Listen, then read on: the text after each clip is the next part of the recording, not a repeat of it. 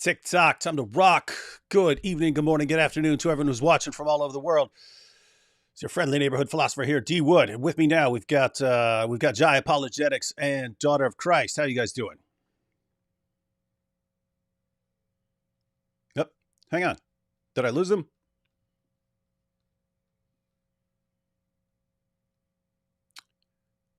I accidentally clicked off their audio. What do I do here? There we go. Oh, Hey, wait a second. Do good? I actually have to have you guys on the? Okay, there we go. Can you talk? Okay. Yeah, Yes. yeah. Hey, that's weird. When I click, that's weird. When I click go live, if I didn't have you on the screen, it sends you to green room. Huh. Interesting. See, no technical difficulties before, but now once we start, that's when they start. Oh, I just didn't know that. I didn't know I had to have people up. That's interesting. Interesting. I guess that's for people doing their introductions if they don't want other people talking. Okay. All right. So how you guys doing? Yeah, we're doing great. Thanks so much for having us on the channel. Thank you so much for having us.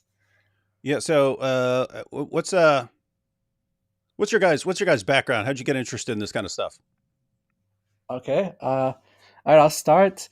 So it's really I'm really happy to be on here with you because I actually when I got saved in my teenage years, the Lord introduced me to some ex-Muslims like pretty close into my walk with the Lord, like in the beginning years. So I found out about you like in my teenage years, and I've been watching you and keeping up with you since then. So this is to do a stream with you now. It's like it just feels amazing. I feel so honored to be with you. So essentially, so once I was saved, I started to get introduced to a bunch of different people from different backgrounds, specifically a bunch of ex-Muslims, and they were getting a lot of objections from their family, from people around them in their communities, and I was trying to learn as well. So we were kind of all learning together, and so that's kind of how I got started with dealing with Islam in particular. But Daughter of Christ has a kind of different story. Yeah, I'm actually an ex-Muslimah. And I came to the Lord about 7 years ago, met up with Hatun just as a sister. And I knew before about problems in Islam, but through the work of Sister Hatun, I found out a lot about the Quran preservation lie. And she would have me on sometimes because I come from an Arabic background. So I was, shocked at the extent of it. I've joined forces now with Brother Jai, just to tackle this. We've been studying it for a long time. And 1 second here, we have people in the chat going, we can't see them. Yes, not everyone shows their faces during live streams, Tara. Yeah, just because of like some what people you have said, reasons. What's that? Yeah, it's very dangerous. Yeah, dangerous for ex-Muslim and other reasons as well. Yeah, Tara, are you a secret jihadi? No, just kidding. No, they might have thought it was a technical difficulty that I wasn't having you guys on the screen. No, some people have reasons for not being on the screen. And most of what we're talking about here, we're going to be going through some video clips, ladies and gentlemen, and we're going to Jai and Daughter of Christ are going to be going through a presentation, bringing up a lot of information, and there's a reason. There's a reason for it. So just to give people a kind of overview background, some people are new here.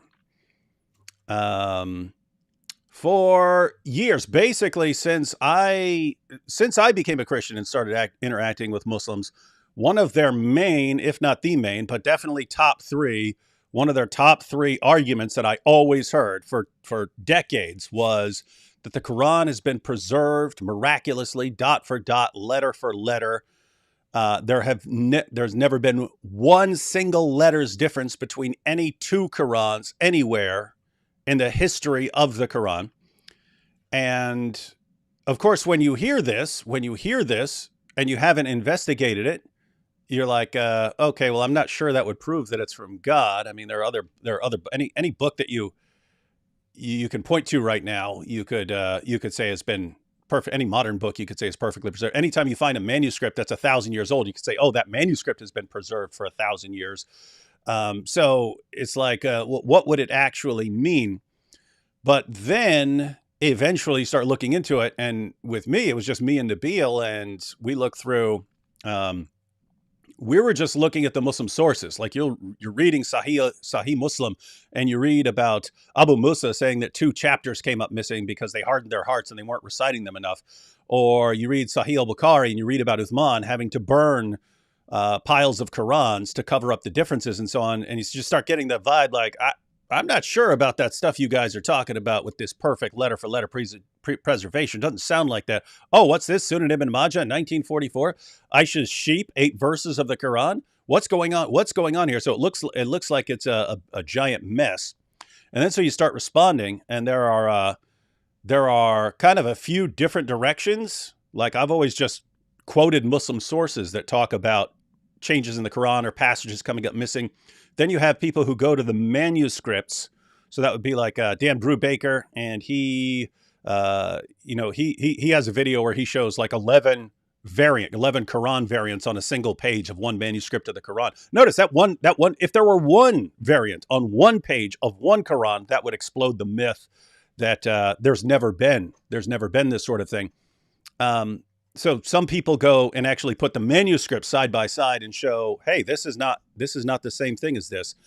And then, of course, you have people who talk about different versions of the Quran that are used in different parts of the world, even today.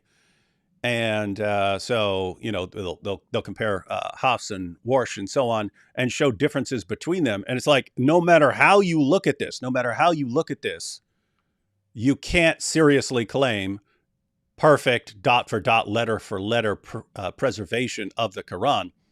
And what's interesting to me is like the Dawah community. So for years they say perfect dot for dot, letter for letter preservation. Then Hatun eventually shows up with 26 different Arabic Qurans at Speaker's Corner, puts them right in people's faces. And they, of course, go to the Dawah guys, all the Muslims there who get freaked out and they want to know what this is about. They go to the Dawah guys to explain this. They go to the same people who lied to them in the first place and said, you don't have any differences. They go to the exact same people and say, hey, explain this. And then they respond. They go, oh, yeah, it's just different accents because there are different accents and so on. And then they come back and they say, you see, yes, of course there are differences, but there are different accents. And then people show, no, actually, it's not different accents. And have you guys, I don't know, it's like lie. And then once that lie gets exposed, come up with another lie. And then once that lie gets exposed, then come up with another lie. And it's just amazing to me. The same community will keep going back to the same guys who keep telling them lies. Like they can't stay away. It's weird. Exactly. I have the same experience, and I've had Muslims accuse me of when I show them different Qurans, like, no, that you're photoshopping that's not actually really the Quran. That those are 2 different Qurans. You're photoshopping one word in for another place. I remember because I posted the clip where, because people didn't really know, I didn't really know much about Hatun. I'd seen her at Speaker's Corner with Jay Smith, but I didn't know who she was. But when she initially shared all those different Qurans, when I posted the video, got over 1 million views of just me showing her with all these different Qurans.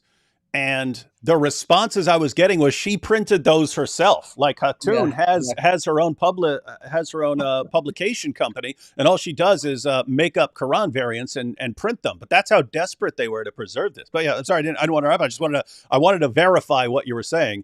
That this became so ingrained in people's brains that when you show them, you put it in front of their faces. This is one. This is a different. Is that the same as that? You must have printed that. Why? Because I heard from my Dawah guys that there are no differences. Okay, well, you're supposed to conclude that your Dawah guys are lies, not that we're printing up our own Qurans and stuff. Exactly.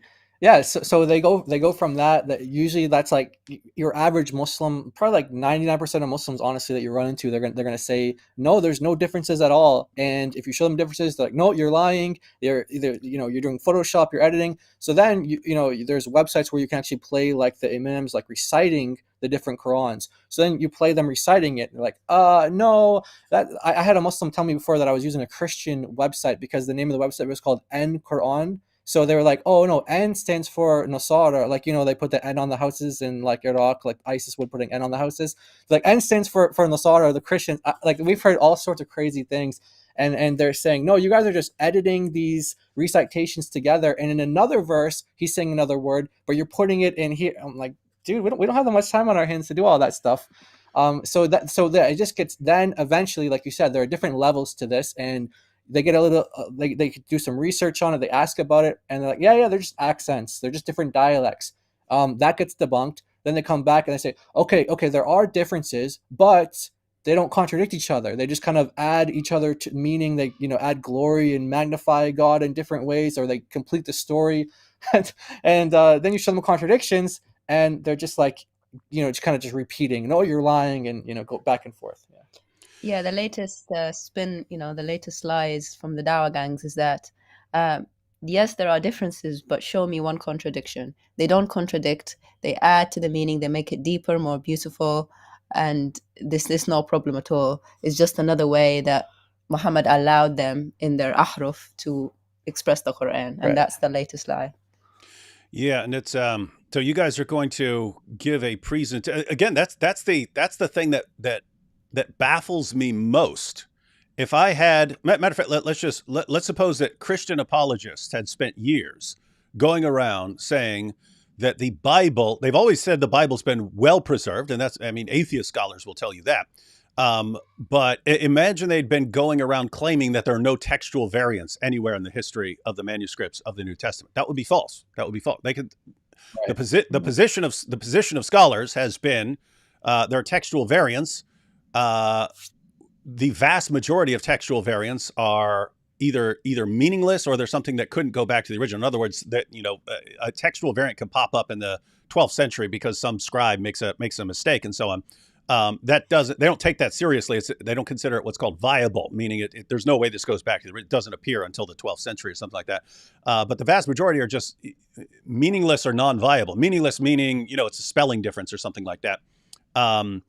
There are a small minority of cases where it's meaningful in the sense that it would change the meaning of the verse. And there are variants that are viable in terms of you don't know what the original manuscript reading would have been. But there are no cases where this actually affects basic Christian doctrine or practice. You never find a variant where Jesus doesn't die. You never find a variant where Jesus isn't Son of God. You never find variants that actually affect Christian doctrine. And so, but amazingly, the Muslims who are actually somewhat honest about the textual variants, like Shabir Ali, acknowledges that you have these different versions of the Quran around the world. But he'll say, yeah, but it doesn't affect Islamic doctrine. It's like, wait a minute, that's all you guys had to say from the beginning, and we wouldn't have thought you were liars. You could have said, if they had said, hey, the Quran's been pretty well preserved. Yeah, you had some problems along the way, but we basically have what goes back to the original Quran, and it's been well preserved. And you do have some differences, but it doesn't really affect Islamic doctrine or practice. We would have had discussions about preservation and so on, but we wouldn't have thought liars. Instead, they said no, perfect preservation right down to the letter. And then when it was pointed out, no, it's not. Then they changed it to accents, and no, it's not. And then they're still modifying it. They're still modifying their explanation, and whatever happens, they just can't be honest. It's like it's impossible to just say, because once they're honest, then what they would have to say if they were completely honest with the evidence is, anytime you have a book being copied by human beings for centuries, you're going to have textual variants. And so the Quran and the Bible are in that respect in the same boat, meaning once you have human beings involved, human beings are going to have things like spelling differences and so on. But they don't. They have to have the Quran in this separate category. And the only way you can get the Quran in this separate special category is if you lie about it. And so they have to keep lying. Exactly. Yeah, and exactly, and to your point about if there is this original book or anything, we have originals for Sumerian tablets. We still have 4,000-year-old tablets originally engraved and carved, and scholars, Near Eastern scholars will they study those till today. You see them in museums and things. These are the originals. What does that mean? But, yeah, it must mean from Allah. It's a miracle.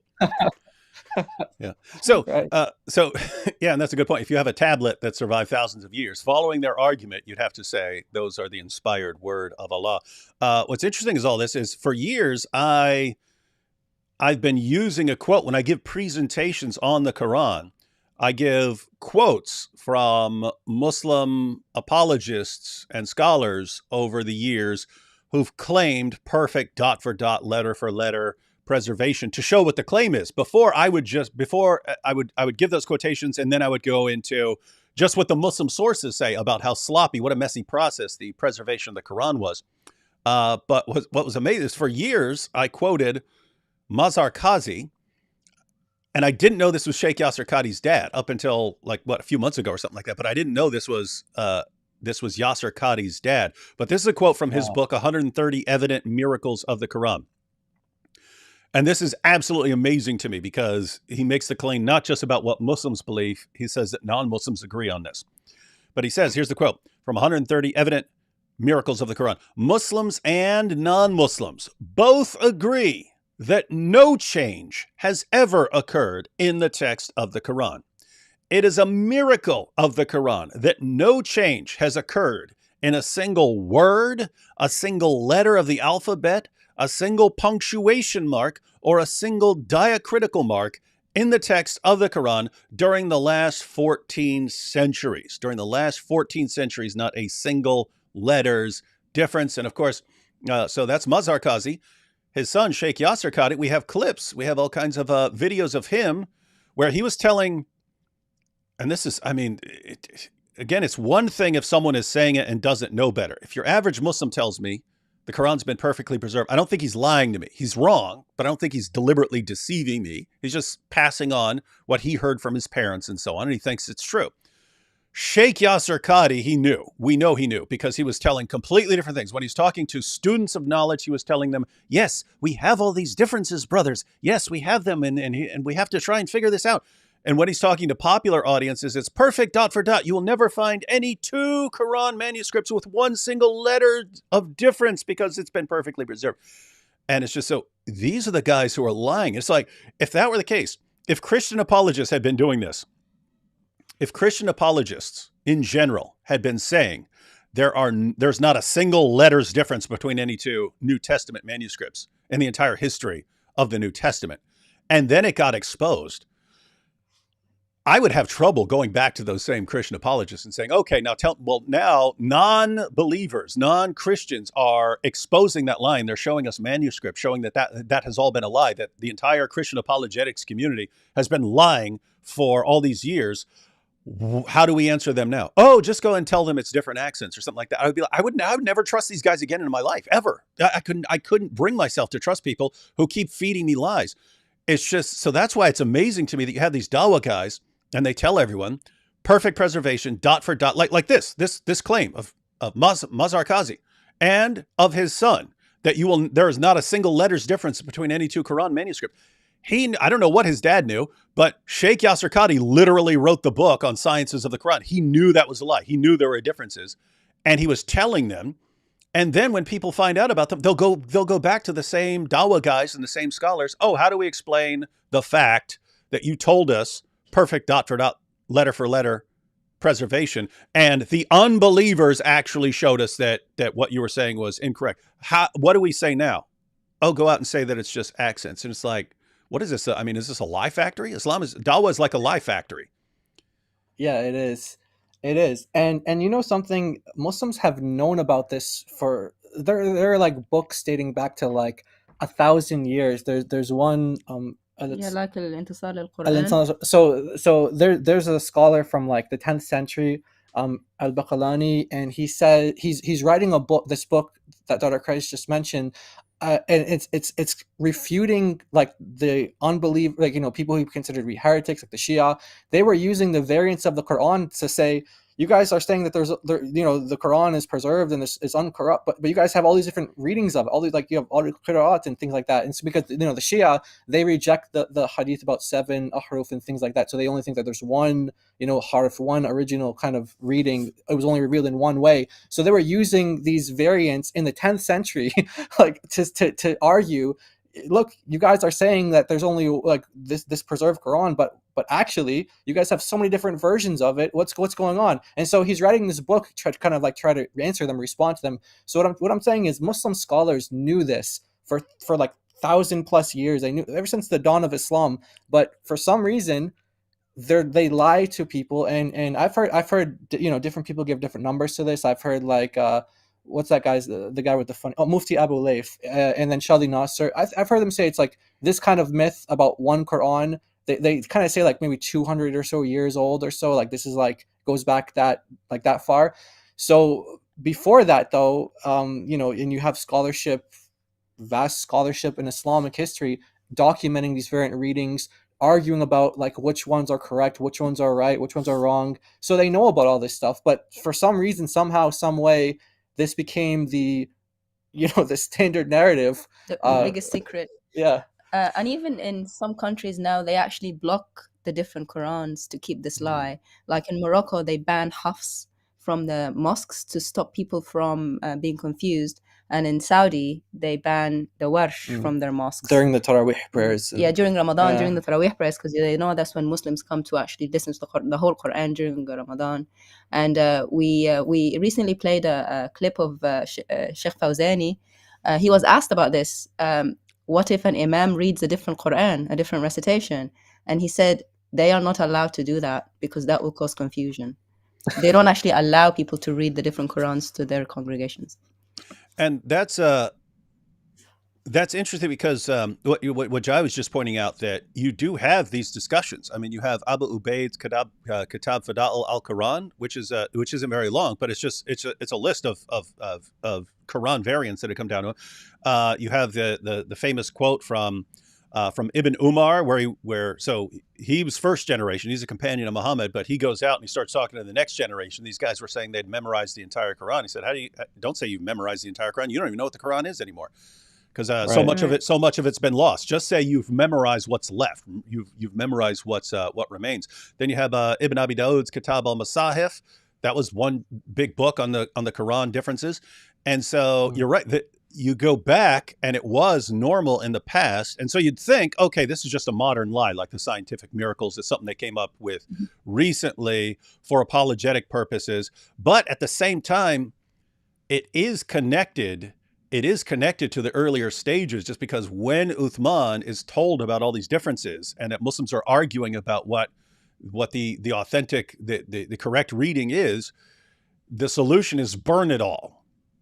Right. And it's like the appearance of unity, the appearance of just having one Quran is more important than the truth of the matter. So truth is secondary to the unity and the consensus. So if you have disagreements, just destroy those disagreements and pretend there's just this one thing. So it's weird where for centuries they talked about the differences, but Caliph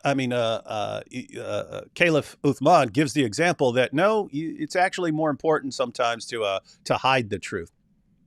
Exactly. And like Yasser Qadhi says, like, the hadith about the ahruf, like he talks about like Ubay, there's a different version with Ubay, and he has these doubts, and he says, well, I haven't had so much doubt in Islam I haven't had this much doubt since before I became a Muslim. And that was at the realization that there's different readings, different versions of the Quran being taught in his time, and it caused confusion from the very beginning. Like Yasser Qadhi notes that in the interview. Hijab. Yeah, in fact, and again, guys, we're about to go into Jai and Daughter of Christ are about to give a presentation. They're going to give a lot of details. So, guys, if you want to actually, and this is, ladies and gentlemen, this is what needs to happen. People need to learn how to respond to the Dawah lies, because it's just a sad state of affairs where their Dawah guys are going to keep lying to them, and we're going to have to keep exposing the latest lie. This is going to keep going on and on and on until the people, there's a light switch moment and they realize, wait a minute, we cannot trust these guys anymore. They lied to us. Then we went right back to them after their lie was exposed, and we asked for the next lie, and then we got the next lie, and then we went out and shared that lie, and then that got exposed. So we went back to the same guys, and they gave us our new lie. It's a rough situation, and you think, why are we wasting our time? If these guys really want to be lied to this badly, why are we trying to help them? Well, we got to try and help them anyway. Just got to be relentless, and no matter how long it takes, have to keep exposing the lies, because it eventually does catch on. It's just like with the perfect preservation lie or the scientific miracles lie. We spend decades correcting these things, and finally they start changing their story and acknowledging that it's not correct. So change does happen. Progress is made. It just takes a while. But before we go into the presentation, we're going to watch a little bit from our good friend Sheikh Yasser Qadhi. Anytime you guys want, I'll probably pause it at various spots. I have like 3 minutes of clips where here Sheikh Yasser Qadhi, this is from his famous Holes in the Narrative. There were two main events. There were two main events in destroying the myth of perfect dot for dot, letter for letter preservation. That was one, Hatun showing up with all the different Qurans that she said she bought these at various Muslim bookstores around the world. Right. And she started noticing that there are differences. So Hatun, and then this eventually sent the Dawah community into a kind of panic. People found out that Sheikh Yasser Qadhi, behind the scenes, was saying something very different from what he was saying in public. In public, he was saying perfect dot for dot, letter for letter preservation. Behind the scenes, he was saying, no, we've got some problems here. And so Muhammad Hijab, tactical genius that he is, decided to get Sheikh Yasser Qadhi on with him. And Muhammad Hijab really thought that Yasser Qadhi was going to explain all this and everything was going to make perfect sense. And it did not go that way. It just didn't go that way. But Hijab was apparently thinking, because guys, they're talking about something beyond just dot for dot, letter for letter preservation.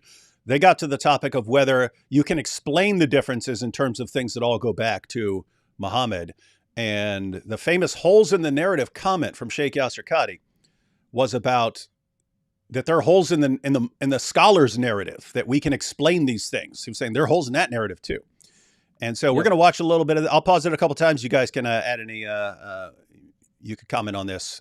Cause I'm legitimately confused how you can view on YouTube. Anyone can go there. How you can watch clips of Sheikh Yasser Qadhi telling popular audience, perfect preservation, dot for dot, just like my dad used to say. Perfect dot for dot, letter for letter presentation. Not one letter's difference between any two Qurans anywhere in the history since the time of Uthman. And then you can see other clips of him saying behind the scenes, of course there are differences. You can go to different parts of the world. We use different Qurans and so on. And there are holes in there. You can see all of that and then still go to a Yasser Qadhi lecture and think you're getting the truth. Think you can trust this guy. I mean, it's amazing. Yeah. It's weird. It's like the community accepts that Islam lies.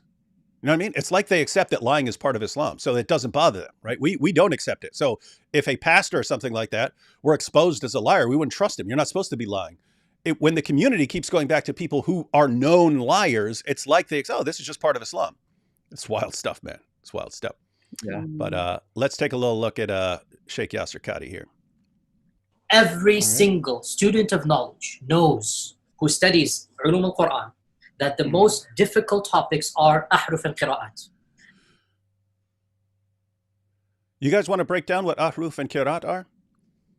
Yeah, sure. So ahruf refers to the hadith of the seven ahruf, where Muhammad said that the Quran was revealed in these, no one really knows what ahruf means. So sometimes when you see it in like hadith translations, they'll just leave it, like transliterate it as ahruf. And I think Arthur Jeffrey translated it as modes. So a lot of people use that as a translation, but no one really knows what it means. Muslims have said that there's over 40 opinions as to what ahruf means. At the end of the day, Muslims just don't know at all what it means. So there's something in this kind of category of variation within the Quran that is called ahruf. No one knows what that is. Some people say, these are tribal dialects and things like that, but that is shut down by Muslim scholars, because they point out that in the hadith about the seven ahruf, you have Omar and Hisham, who are both Qurayshi, both from the same tribe, and yet there's differences there where Omar is, grabbing him by the neck and drag him to Muhammad and basically ready to kill him. And he said, no, actually, it was revealed like that, and it was revealed like that, and it was actually revealed in 7 different ways, 7 different ahruf. So that's ahruf. And then, but just pause right there before Qira'at. So this is something that goes way back, that you can actually read about in the hadith, but you still find the exact same problem of If you're Muslim and you think, oh, these guys, this human memory, Allah revealing it, and human memory are these perfect tools for reliably preserving large amounts of text. No one else in the history of humanity is going to agree to that. But in Islam, they think that's the case. But so this is during the time of Muhammad. During the time of Muhammad, Umar finds out this guy's reciting the Quran differently. They flip out. It gets brought before Muhammad. Hey, we are reciting things differently. And then Muhammad, of course, says, yeah, it's fine. Allah revealed all this. Allah revealed it in these different ways, which should have been a clue. Wait a minute. You're telling us that Allah has been revealing the Quran in these different ways for all these years, and this is the first we're hearing about it? Like, wouldn't the Muslim community have known this at some point if Allah is revealing the Quran in different ways and Muhammad is delivering the Quran to different ways to different people so that they're memorizing things differently? Like, it's interesting that the explanation only comes after the problem, right? Yeah. And so I would regard this as ad hoc. You're coming up with your explanation afterwards to sort of like trying to make it fit. But so you have the Muhammad's excuse for why this guy is reciting the Quran differently from that guy is Allah revealed it in these different ways, different ahruf. And then later on, of course, you have Muslims who are confused. Wait a minute, the Quran's revealed in 7 ahruf. What's that? And then you get the lie. The lie has to come in to calm people down, to make them not doubt their religion. And so the lie is, but there were different dialects, and so people spoke different dialects, so the Quran was revealed in different dialects to accommodate different dialects. And you're pointing out that's a lie because the two people that's dispute arose with were from the exact same tribe and spoke the exact same dialect. Right. Okay. All right. So, but again, we see the problem that goes all the way back to that. So anyway, that's what Yasser Qadi means with ahruf. And as Jai pointed out, there are dozens of different explanations. No one knows what the different ahruf are. It was understood that there are some kind of differences in the way people are reciting the Quran. And Muhammad's explanation was it was revealed in 7 different ways. All right. So that's the ahruf. And then he mentioned qira'at. What's that about? It's just interesting, David, that you mentioned that it's ad hoc and the explanation came after the fact that there were differences. The reason for that, in my opinion, also the Western opinion, the non-Muslim opinion about these, is because Muhammad actually forgot. He forgot revelation, and we know that from different hadiths, and also from the Quran itself. In Surah 87, verse 6 and 7, Allah himself says, you won't forget except for what I will, except for what Allah wills. So it's actually a cover-up. These 7 modes, 7 different ahruf is a cover-up for the differences that he knew because of his poor memory, that he would recite it one way to one companion and then a different way to another companion. So that's why I wanted to add before. Yeah, and that's the weird thing because there's such an obvious explanation, right? It's such an obvious explanation, right? Like, hey, I delivered that verse to you years ago, and you guys memorized it and so on. And then we got this new guy, this new convert, and he's asking me about that passage. I deliver it to him. I'm old. My memory is not perfect. I'm old and my memory is not perfect. They could have settled it. Thank you, Umar, for reminding me of the way I revealed it originally. I made a mistake. Sorry about that. My bad. No, Allah revealed it in 7 different ways.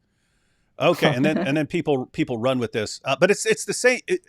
This is what I'm talking about when I say these problems. The reason they have problems now is because the pattern has been set for them. So in the case of like just covering up all the differences, you see that pattern with Caliph Uthman.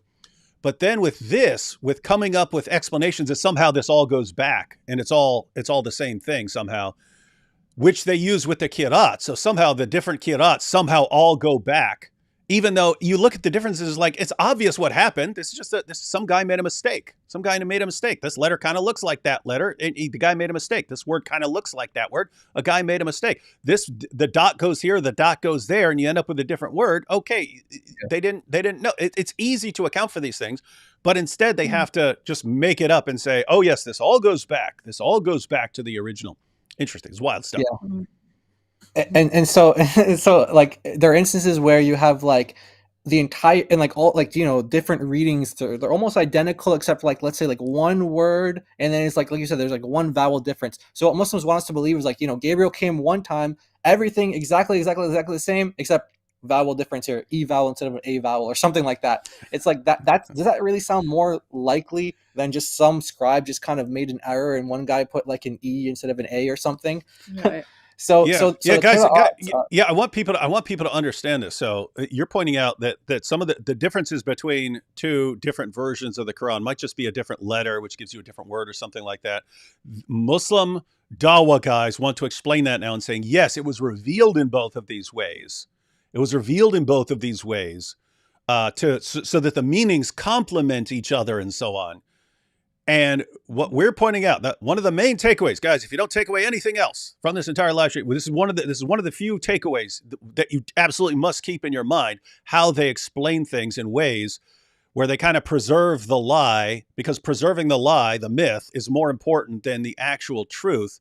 Guys, as what Jai just pointed out, what's more likely? What's more likely? If you didn't know, what's more likely here? That Gabriel revealed this to Muhammad and then comes back at some later point and reveals it again, but has one letter change? Or one tiny word change? And so he comes back and he says, now I want you to go reveal it to that group over there with this one letters change, Muhammad. I want you to do that. What's more likely, that or that some scribe at some point got the wrong letter? That's the point. It's pretty easy to understand it, and we wouldn't even have a problem with that. Human beings screw things up. Human beings mess things up. I could take any book in this room and copy it by hand. I would mess up. I would make a mistake. That doesn't change the reliability of the book that I'm talking about. It's about me. But they can't grant that there could even possibly be a human being who could make a mistake, because then and the reason is because you pointed out they didn't have a problem with this in the past, but now they spent decades saying perfect preservation is the criterion, and any textual variance in the history of the New Testament shows that God is not protecting it. And since they've spread that lie, and I would say that's just idiotic, like if you have a scribal, if a scribe makes a mistake, that shows that God has not preserved the book. Okay, that's the criterion that you guys have laid down now. They can't deal with the fact that a scribe would make an error, because they've brainwashed their entire community thinking that shows that God isn't with the book. And exactly. now they're stuck with it. So now they have to explain everything and say it somehow all goes back to Muhammad. What about all these different? Yeah, they all go back.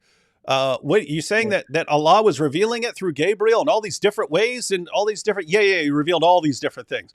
And it sounds put it this way: the more variance you pile up, the more insane this explanation sounds. Exactly. And when you talk about, variants of the Bible, I used to only, when I first learned about this topic, about the different Qurans and different variant readings and things like that, I used to only bring this up as sort of a defense whenever Muslims would say, oh, you guys have textual variants. And then I noticed when I started using it as a defense to that, like, okay, well, let's enter our question here. This is the Christian response to that. Now, how do you account for these differences? And what I found out is, when I started, saying that as a defense, I realized that actually became also an effective way to just even witness to Muslims at all, like as something to lead with, because it's something that they're just lied, like we've been saying this whole time, like they're just lied to about this from like the very early ages that they're Muslims, their whole lives they're lied to, and then when they're confronted about the topic, they go, like you say, they go to the same exact people who lie to them, and then they just lie to them some more and some more and some more. So I found it's a very effective way to kind of like break that barrier, that stumbling block that they might have. Like, okay, if they lied to you about this, what else could they have lied to you about? Well, they lied to you about Jesus not dying. They lied to you about Jesus not being the Son of God. All these other things. So I use it kind of like as like a, just kind of breaking the ice with that other stuff. Yeah. Yeah, guys. And so this is another, because not everyone is going to remember a lot of what is shared in a long live stream, but one of the takeaways is what Jai was just saying, how you would use this.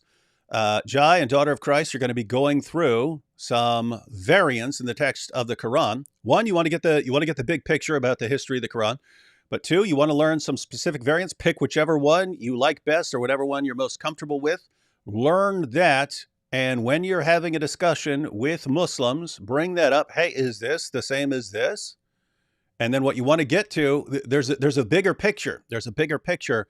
Why do your Dawah guys, why do your leaders tell you one thing when it's obviously not true? You're looking for, again, it's a light switch moment, like click. Yeah. Oh, I can't trust it. It might take, it's not going to happen after one example. Sometimes sometimes this is something that could take years. Eventually, wow, I cannot trust these guys. And if I can't trust them about what they said about the Quran, if I can't trust what they said about Muhammad, if they told me one thing about Muhammad and then I hear from Christians and atheists and other people that these things aren't true, and I look it up and it's actually the Christians and the atheists who are telling me the correct information, and my leaders have been lying to me, maybe I just can't trust these leaders I've been following my entire life. I need to go and look into this for myself. And that is someone who's on his way out of Islam. So again, before we go on, and then we're going to jump into the presentation. I know you're going to be covering more of this later, but just in a nutshell, so we have the ahruf. No one knows what they are. Goes back as an explanation of Muhammad for differences.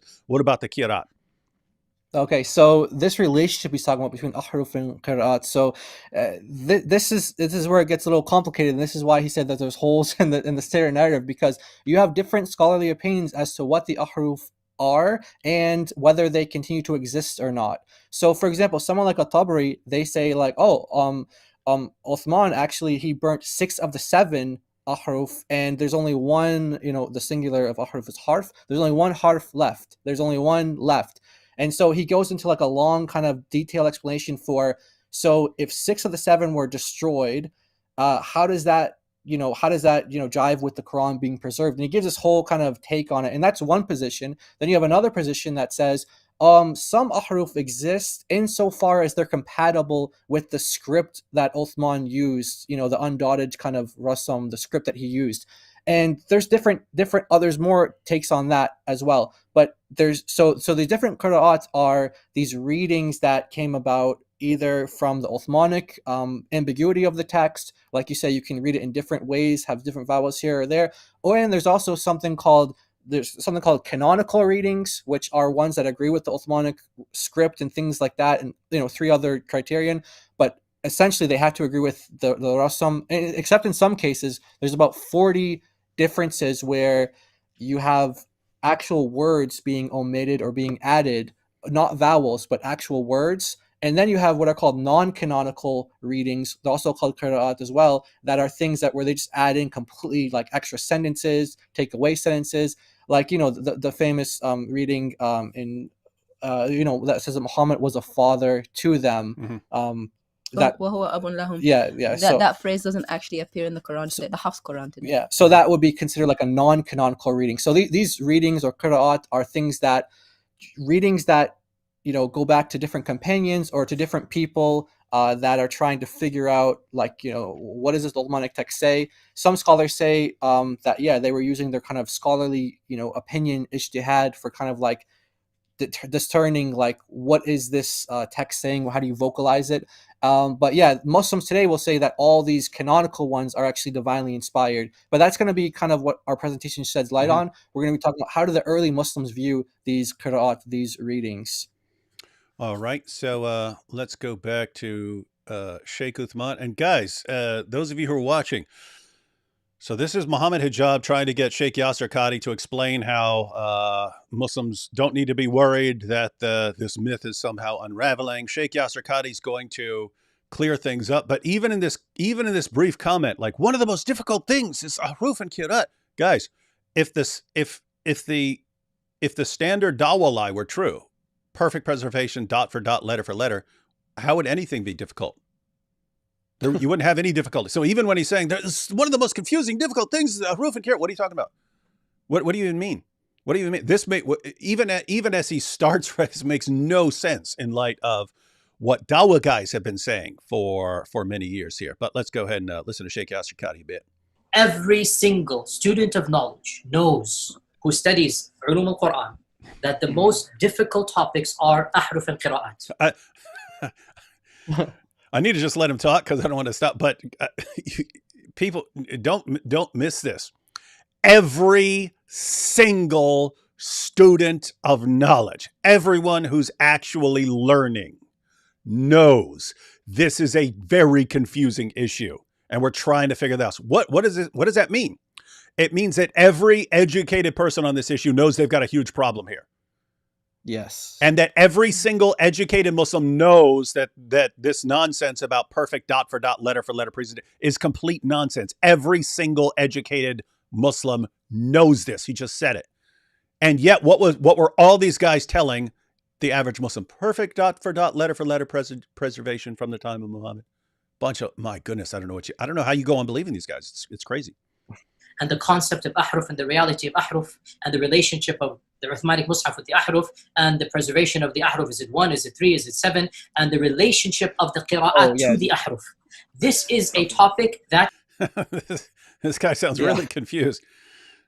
Yeah, when you're so there's actually go ahead. So there's actually a hadith that does say that there are 3 ahruf as well. Oopsie. So there's one that says that there's 7, and there's one that says that there's 3, but they don't know what ahruf means in the first place. So it's like, is it 1? Is it 3? Is it 7? Well, 1 if the 6 were burnt. Yeah.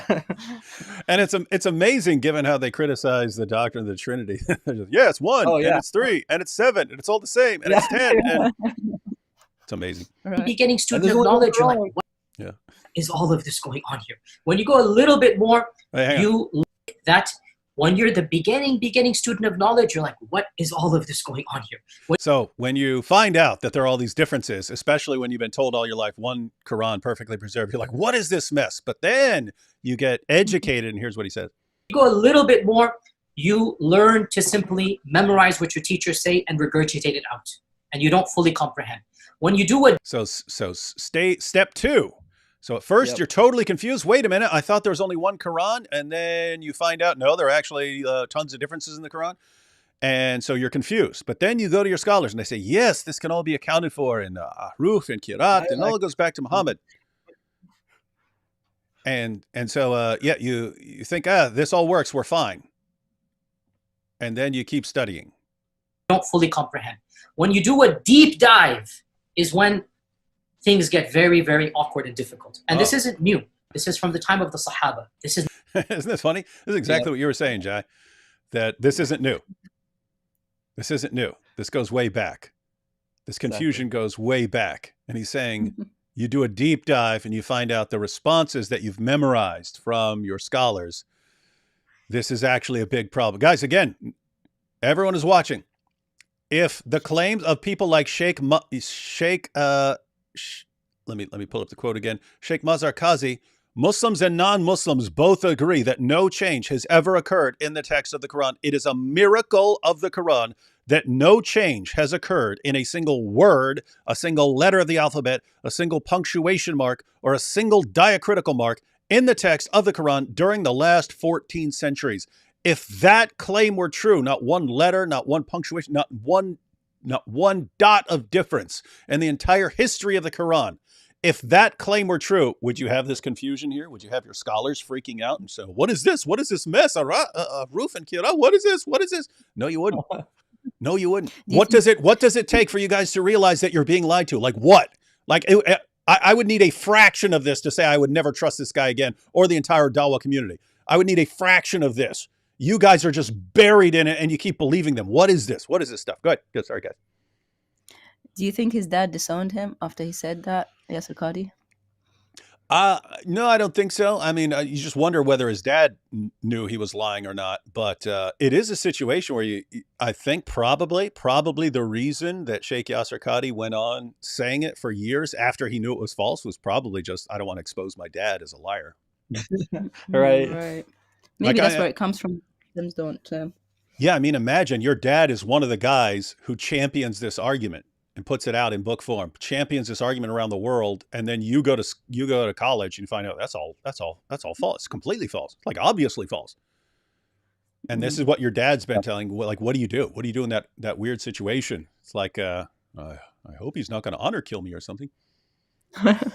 Yeah, I just can't wrap my head around it either. Like he's literally saying, okay, you're at this beginner level. It's all confusing. What's going on here? You were taught there was only one Quran, no differences. Muhammad's time till today, no differences at all. Anywhere you go in the world, there's only one Quran being recited, no matter where you go. And then he's like, you go to this other level, this next level, and then you just sort of regurgitate what your scholars say, and you just repeat what they say. And then the next level is you realize that your scholars lied to you. It's like, I know, I just can't wrap my head around this, how this is not like problematic or, to these people, like to Muslims. Yeah, it's like tiramisu, these layers of lies, right? It's you're a beginning student of knowledge. You find out, oh, I heard all my life one Quran, perfect preservation. That was a lie. So everyone, my family, I mean, even though they weren't deliberately lying, they're just saying things that are false. But my entire community has filled my head with something that is completely false, and it's shocking. Oh no, what do I do with all this? Then, okay, I'll go to the scholars. And the scholars, okay, now memorize these responses. Okay, yes. It's all just ahruf and kirat, and it all goes back to Muhammad. Okay, now we've solved this. And then you find out that's a lie. It's like, wait a minute, the entire community lied, and then all the scholars lied, and now I'm finding out that there are some problems. This is Yasser Qadhi talking to Muhammad Hijab, explaining how things work in Islam with the Quran. Like, I don't know. This is wild stuff. Not a joke, brothers and sisters. I meant to mention this as well, about ahruf and qira'at. This is a very important note. So when I was first learning about this topic, and I would use this in interactions with Muslims, I was, talking to a Muslim about it, and he's like, oh yeah, well, we just, I was showing him like, here's hafs and here's warsh, and he's like, oh yeah, those are just the ahruf. And so he got me thinking, wait, so you're saying that these are actually the ahruf? And then I wasn't until later when I started to do more research on this, I realized that those Muslim scholars say that if there's one thing we know about the ahruf, because we don't know anything about them, but if there's one thing we know, it's that they're not the qira'at. They're not, those two are not, they're not the same thing. So a lot of times Muslims will say like, oh, okay, you have like hafs, warsh, qalun, all these different versions, and like, yeah, those are just the different ahruf. No, they're not the same thing. And Muslim scholars have said, we have quotes from like Jalaluddin Suyuti, for example. He quotes different scholars who say that the scholars all agree that the 7 readings, which later became the 10 readings, that those 7 readings, the 7 qira'at, are not the 7 ahruf. And it's only the ignorant masses who think that is the case. So a lot of Muslims will just kind of think, okay, 7 readings, 7 ahruf, and all those are the same thing. They're not. And we'll get into that more in the presentation, but I forgot that's an important note as well. Oh, by the way, Farid made that mistake. Yeah, Farid made that mistake. Oh, Farid made that? Wait a minute. I thought Farid was knew what he was talking about.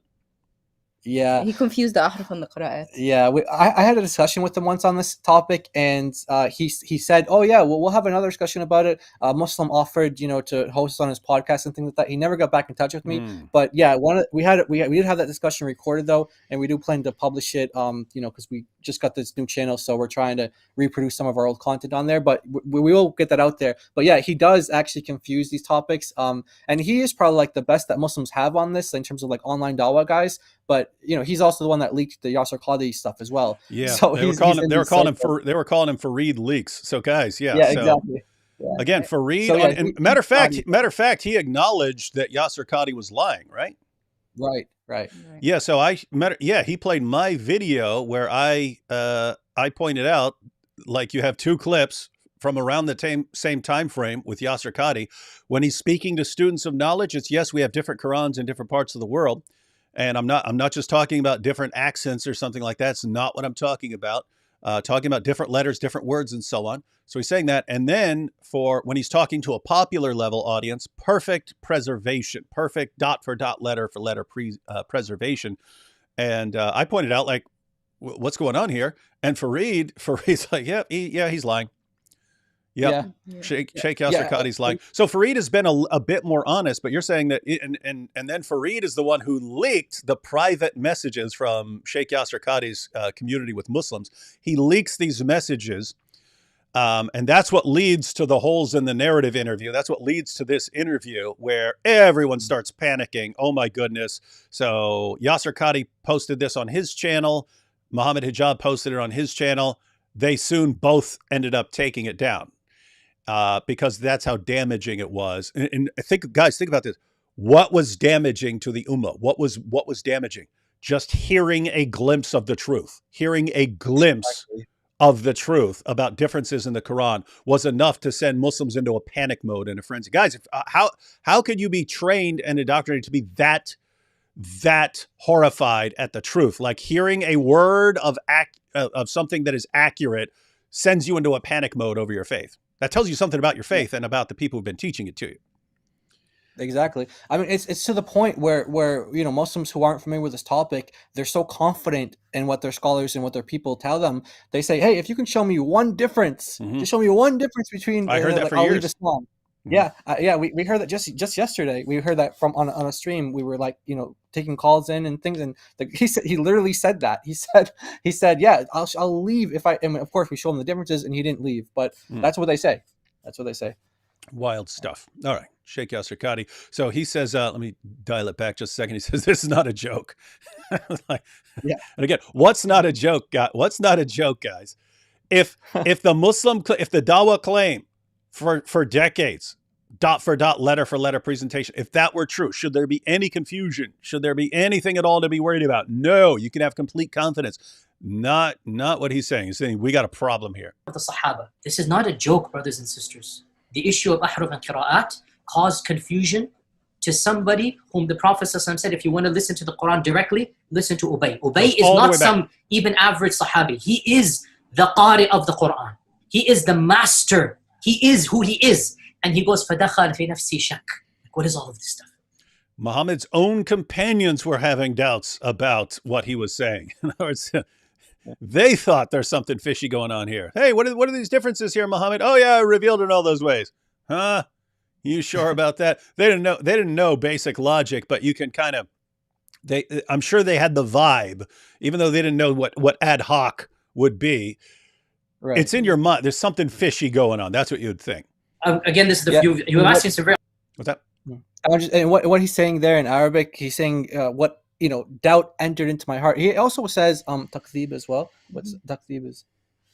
Takdhib? Yeah. Like he's falsified. He's like, falsification and doubt has entered into my heart. So Ubay, like he said, this is the master reader, the master who he is. And he's saying that disbelief and doubt entered into his heart from hearing this different versions. It's crazy. Yeah, isn't it amazing? So that goes back to Muhammad's companions, and not just any companion. I mean, Muhammad gave his list of. He said, "Hey, if you want to learn the Quran from anyone, learn it from these four guys." Ubay bin Ka'b's on that list.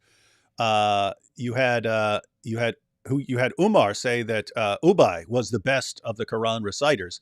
And Ubay's the one having the doubts about whether he can trust Muhammad on this stuff. And it's just amazing that you have Muslims who, no, we can't doubt this. We can't have any doubt. What do you mean? Muhammad's own companions had their doubts. And they're hearing it from Muhammad himself, and they're having trouble buying it. Wild stuff. Exactly. Honest question, it's the first time I'm saying these things. Many people are aware who listen to my lectures that I've mentioned the crises that happened to me at Yale. This was the issue. That the issue of ahruf and preservation and qira'at and relationships between them, these are very, very difficult issues. And the most advanced of our scholars, they're not quite fully certain how to solve all of the unanswered questions in there. Guys, if the standard Dawah lie were true, perfect dot for dot, letter for letter, would you have this situation where he just said the most advanced scholars can't figure out what to do about all this stuff? Does that make any sense? If there were one Quran perfectly preserved, would it make sense for him to say the most advanced of our scholars can't figure out what to do about this and how to explain these things in terms of ahruf and they don't know what to do? No, it makes no sense. Everything he's saying. What is he saying? One, he said every student of knowledge, everyone who just dips their feet into actually learning about the Quran finds out that, hey, we got a problem here. And then he just said it. The most advanced of the scholars can't figure this out. Wild stuff. Here's the point. These issues should only be discussed amongst people who know what the qira'at are and who understand some of these questions that are being raised. So is what you're saying the shak that came, or not the shak, but the crisis that you had was in relation to this question of the relationship between the ahruf and the qira'at, basically? No. The crisis I had wasn't that. The crisis I had was, that was what generated. But what was the crisis? The crisis was very simple. Traditional understandings of ahruf and qira'at cannot answer some of these pressing questions that are now being poked by our people outside of, by our academics, not our, by their academics outside of the faith tradition. You see. So you're saying the Muslim scholarly explanations where we say, oh, this is because of the Qiraat, and this is because of the Ahruf, and this is why we have these differences, and they all go back, and they're being challenged by non-Muslim scholars of the Quran. Does that really make sense? Look, does that really fit in with what this hadith says and so on? And he's having it caused a crisis of faith. This is, keep in mind, this is a guy who was raised. This is a guy who was raised by his dad to believe perfect dot for dot, letter for letter preservation. He goes to Yale, starts learning from academics, and then he's finding out about all these different qira'at and so on. He's finding out about the differences. It's causing confusion. What does he do? He memorizes some responses to regurgitate them, but the non-Muslim scholars keep pressing, and this causes a crisis of faith because he's realizing our explanations don't actually work. Right. And by the way, they sprinkle Arabic words throughout this interview. And so what Muhammad Hijab was saying, shak is doubt. So he was saying, so was this the doubt? And he wanted to change his words. But they do that. I noticed that they were doing that throughout this interview. They were like sprinkling it with Arabic and, using sort of technical words as well, just to kind of, because they want to kind of, they don't want to confuse people to the most, obviously what ended up happening was the comment section first got deleted. It was disabled. And then the video was this half hour of the discussion was gone. And then eventually the whole interview was taken down. It was like those 3 steps, because they saw, and I remember you did a video on this, you showed the comment section from the original video before they deleted it, and you saw all these Muslims saying, what are you talking about, Sheikh? What do you mean? And they're having all these doubts, all these problems. Like, what? They were so confused. Yeah. And also another point is that the crisis came from the Islam being put under some scrutiny outside of Islam. That means that the standard of scrutiny is higher outside of Islam, which is very important to point out. Yeah. The level of scrutiny within the Islamic tradition is very low. Whereas if you bring it out to the outside, academic, you see what happens. Yeah. So what he's, so that point is that you might put it, when an issue arises within the Muslim community, a scholar gives a response that appears to Muslims to solve the problem, and Muslims just say, hey, that's what our scholar says, and they think that solves the problem. And so what you might say is that if these do not actually work, and non-Muslim scholars can come along and say, that doesn't work, because he says it. I don't know if he says it in this clip I've got, but he says, and they're right. They're right because your sources and the objections they're bringing. They're right. So he's saying, wait a minute, it's all there. We've accepted this sheikh's explanation and we regurgitate it, but we know it's wrong. We know it's wrong because we know the sources that show it's wrong, and we know this non-Muslim scholar is right. It's like, what is he saying? He's saying that we're all extremely gullible and we latch on to any explanation that comes along to defend our religion, and that we have to actually go outside our religion to get people to say, that's not true. It's not true even according to your own sources. Yeah. So this is just, this is just amazing from beginning to end. And what's he saying here? This should never be discussed. You should never discuss these things except among students of knowledge. What's that mean? Well, guess what? That kind of explains why we have these clips of him saying dot for dot, letter for letter, perfect preservation to popular audiences, and only discussing the differences among students of knowledge who are going to find out anyway. He's saying, keep this. Do not let your average person know about all these differences and all these problems that we can't answer, and our greatest scholars cannot even answer. Don't let your average Muslim know about this. It's going to cause doubts. It's going to cause doubts. So don't let them know these things. That's what he just said. And then when they have to take it down, it's another example of we can't let people hear this. But it's hilarious that Hijab it's like he's whining the entire time. Please don't make me say this. Please, Muhammad, please don't make me say this. I don't want to say this. But it's like Hijab is saying, look, here's you in public. Here's you in private. I want both of you together in this live stream. And he's like, please don't make me say what I actually believe. Please, you're gonna make me destroy the faith of countless Muslims. Too bad. You guys put yourself in this situation. And your dad put you in this situation, Sheikh Yasser Qadhi. Yeah, there was a hilarious parody of this that was done. I think it was by an ex-Muslim, and it was it was like kind of like what you were just doing there. Like he was like, "Don't press me, don't press me," and then he's like, "Press." It was a parody. I think he ended up deleting that because Muslims, the religion of peace got to him, and they were like threatening him and stuff. But it was a hilarious parody of this interview, and Yasser Qadhi, this is like he's telling all of us like this is a topic that we are weak in. So for us, it's like, all right, great, let's capitalize on this. They're literally telling us here, this is our weakness. This is what we can't answer. So for us, we're like, oh, they're helping us out. Yeah, I love that. I love it when they let the cat out of the bag. Like this has happened. This has happened for. I'll make a video and I'll think it's just some like minor point, or I'll just think I'm being silly. And then I'll find out people like panicking later on over like, wait, what? Wait, what? What bothered you? Oh, that? Okay. Like years ago, I made this video. I was just goofing off one day, and I made a video. Does Allah commit shirk? And I pointed out that in the Hadith, Muhammad says, if you swear by anything other than Allah, you've associated it as a partner with Allah. I was like, oh, okay, well, in the Quran, Allah swears by literally everything. He swears by literally, swearing by this, swearing by that, swears by this guy, swears by that guy, swears by this. And then he says, I swear by the seen and the unseen. Well, guess what? That's everything. And only two categories of things, seen and unseen. Swears by the seen and the unseen. That's everything. Allah has sworn by everything. Therefore, he has associated everything as a partner with him. He has committed more shirk than anyone else in all of history. I was just goofing off saying, ha, ha, ha. But then years later, Muslims are coming up to me. Look, I can answer that. Look, let me tell you. Wait, that bothered you? Like I had no clue. I had no clue that was going to bother anyone. I was just goofing off.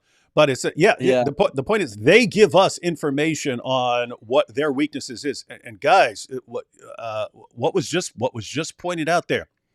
If Sheikh Yasser Qadhi is talking about the crisis of faith, learning these things had on him, and he gets exposed by Fareed. Fareed's like leaking out. We can't trust this guy. Look at what this guy's saying. And what he's saying is true. We've got this issue of of all these differences, and our scholars can't figure these things out. And these guys go into such a panic mode afterwards that they start chopping the thing up, and they cut comments, and then they deleted the things, and then they're trying to cover them up. Guys, they're giving you a roadmap. If you want to absolutely wreak havoc in the Dawah community and in the Ummah, learn some of this information and share it everywhere. And so that's that's why we're here today. And guys, I'll say this again. The link to Jai and Daughter of Christ channel is in the description box. Be following them, because sounds like they're going to be giving lots of information about this stuff. And guys, it's an interesting situation. You don't have to know everything. You don't have to know everything that Jai and Daughter of Christ. You don't have to know all of it. Learn one or two or three examples. Learn one or two or three examples and share them anywhere. Share them everywhere. Take a screenshot of a difference between two different versions of the Quran. Share that all over the place. Muslims, how do you explain this? It's very easy, very, very easy stuff to do. So, yeah, we gotta do this. And I think, and it's amazing, Jai and Daughter of Christ, going all the way back to when I was starting off. This is after Nabil became a Christian, like a year or two later, when we're figuring out what we're going to do and stuff. He was saying the biggest issue that we should focus on is preservation of the Quran. And I was thinking, that's not interesting to me at all. Like, what are you going to show? that there are textual variants? Of course there are textual variants. It's obvious. He was saying, no, you got to focus on that. And I'm thinking, why? I don't regard it as a problem. I don't regard it as a problem that scribes made mistakes or something. I don't care. It's not. He's like, yeah, but it's going to bother Muslims. I'm like, why is it going to bother Muslims? And so I was like, I resisted the entire time, and I would give presentations to show some of the problems. But I was thinking he was wrong about how essential this is in Islam, how Islamic thinking is different from the thinking of everyone else. So I'm thinking I wouldn't think that's a problem. And he was saying, no, this would be a huge problem. And it turns out he was right. This was way bigger than I realized. 100%. Muslim environment, there's always some respect that we have for the Quran. We should. In a Muslim environment, we'll press a little bit, and then we'll say, okay, khalas, sami'na wa ata'na. And that's great, alhamdulillah. When you go to academia, they don't have that red line. And they're going to just, the famous story of the emperor with no clothes. They're going to just point out, no, that doesn't make any sense. Well, that's not true, and this and that. And they'll bring issues, which I'm not going to mention explicitly, that are true because they're in your own books. They're not inventing anything new. They'll bring you riwayat and they'll bring you athar. And you guys catching that? Saying the non-Muslim scholars bring you things that you know are true. You can't reject them, but they're contradicting your explanations that you've memorized from your scholars. And you know it's the non-Muslims who are correct and your Muslim scholars are wrong. What Muslims of the world, why do you have to get the truth about your own religion from outsiders and your own best scholars are giving you lies? Tell me how that does not reveal something to you about your religion. How? I cannot figure this out. When you say, hey, if I want truth about my book, I have to go to outsiders because insiders will lie to me. How does this not bother you? It would bother me. Yeah. You add to that very well-known issues of, I don't even want to be explicit. And then you bring on top of that makhtutat. And then I don't even want to be explicit. Namely, I don't want to mention this. And it's very clear to you and to every single very advanced student and specialist that the standard narrative has holes in it. That's what I'm going to say. The standard narrative does not answer some very pressing questions. These are now well known within the Western Academy, that they're bringing forth issues. Their level of now knowledge is leaps and bounds above what it used to be, 100 years ago. What is? And think about what he just said there. Westerners, Western academics, they used to not know anything about the Quran. What's that mean? It means that we could go around spreading lies. Then they found out about the Quran, and then they started exposing our lies, and now we're all confused and we don't know what to do. This is massively dysfunctional, ladies and gentlemen. All right, only a few seconds left here, and then we'll cut out. Happening in the last few years, it's not me anymore. It's the Western academics. These problems are now becoming mainstream. And by and large, our ulama in the Eastern world are not aware, by and large, of what's going on in the Western side of things.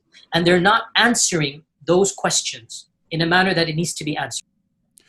Yeah, guys, I just wanted to, the reason I wanted to play that is because we're going to be going through some information. And when you had the famous holes in the narrative interview, we kind of all went around joking, saying, as if the holes in the narrative were holes in the narrative about perfect preservation. We said, hey, Muslims say perfect preservation, they're holes in the narrative. That's not what Yasser Qadhi was talking about when he talked about holes in the narrative. He was actually talking about a bigger problem, because every scholar, he acknowledged, every student of knowledge knows about they got some issues here, and their greatest scholars cannot answer those issues. But he wasn't talking about there are holes in the narrative of perfect dot for dot preservation. That's not something that any scholar would take seriously. They know that's a lie. What he's talking about holes in the narrative is it's accepted among Muslim scholars that when we try to figure out, hey, what do we do with all these different readings and so on? Oh, we explain that this all somehow goes back to the ahruf and to other things and different, we explain it in that way. And then we get challenged by outsiders who are saying, that doesn't work. That explanation doesn't work. And he's saying the holes in the narrative are our Muslim narrative, that we can actually account for the different versions of the Quran in a way that somehow makes sense and it all goes back to Muhammad. That's where you've got holes in the narrative. He's saying it doesn't fit. We cannot answer these guys. We have no explanation. And the vast majority of Muslims who are watching this would have no clue what's going on in anywhere here. They wouldn't know what he was talking about. But guys, how would you not realize from that you've been lied to? If you didn't know anything else and you didn't know what he's talking about with Aruf and so on, when he's just acknowledging, wait a minute, once you become a student of knowledge, once you start learning some of this stuff, you find out, whoa, this is a mess. This is freaking stuff. Once you find out that Muhammad's own companions had doubts about his explanations, once they found out there were differences in the Quran, even during the time of Muhammad, once you find out that the greatest Muslim scholars cannot answer the objections of outsiders, and that outsiders are the only ones who are going to speak accurately about what the situation is, how do you not, at the very least, realize you've been lied to? I can't for the life of me figure this out, because it would be the most obvious, glaring thing in the world to me if I were a Muslim and I were watching. If I were a Muslim and I were raised perfect preservation, dot for dot, letter for letter, and I saw any of this, I would want to do some serious investigating, and I would not be going to a Dawah guy. I would not be going to a Dawah guy for an answer. I would be actually doing some serious research and finding out what the case is. And I would never trust the Dawah guys again, period. Anyway, that's just me. Maybe you guys are different. 100% agree. All right, so you guys ready to jump into your presentation here? Yeah, let's get into it. All right, and wait, we got a few super chats. Let's zoom through some super chats real quick, and then we will jump right into your presentation. Knife attacks seem to be making more one-eyed Dajjals. Yeah, you've got Salman Rushdie now has one eye. Bishop Marmari Emmanuel now has one eye because of knife attacks. Not sure how many others are. Where is AP? He's probably moaning and wailing about the meaninglessness of life as an atheist. The only thing that gives him meaning is going live with me, ladies and gentlemen. What is this? Golden shower? Just random golden shower comments from Muhammad Hijab, that great da'i. Golden showers. If anyone doesn't know what we're talking about, Muhammad Hijab sent us piles of messages talking about giving golden showers and stuff like this. And it's really creepy, but that's what you have to deal with when you're talking about Dawah.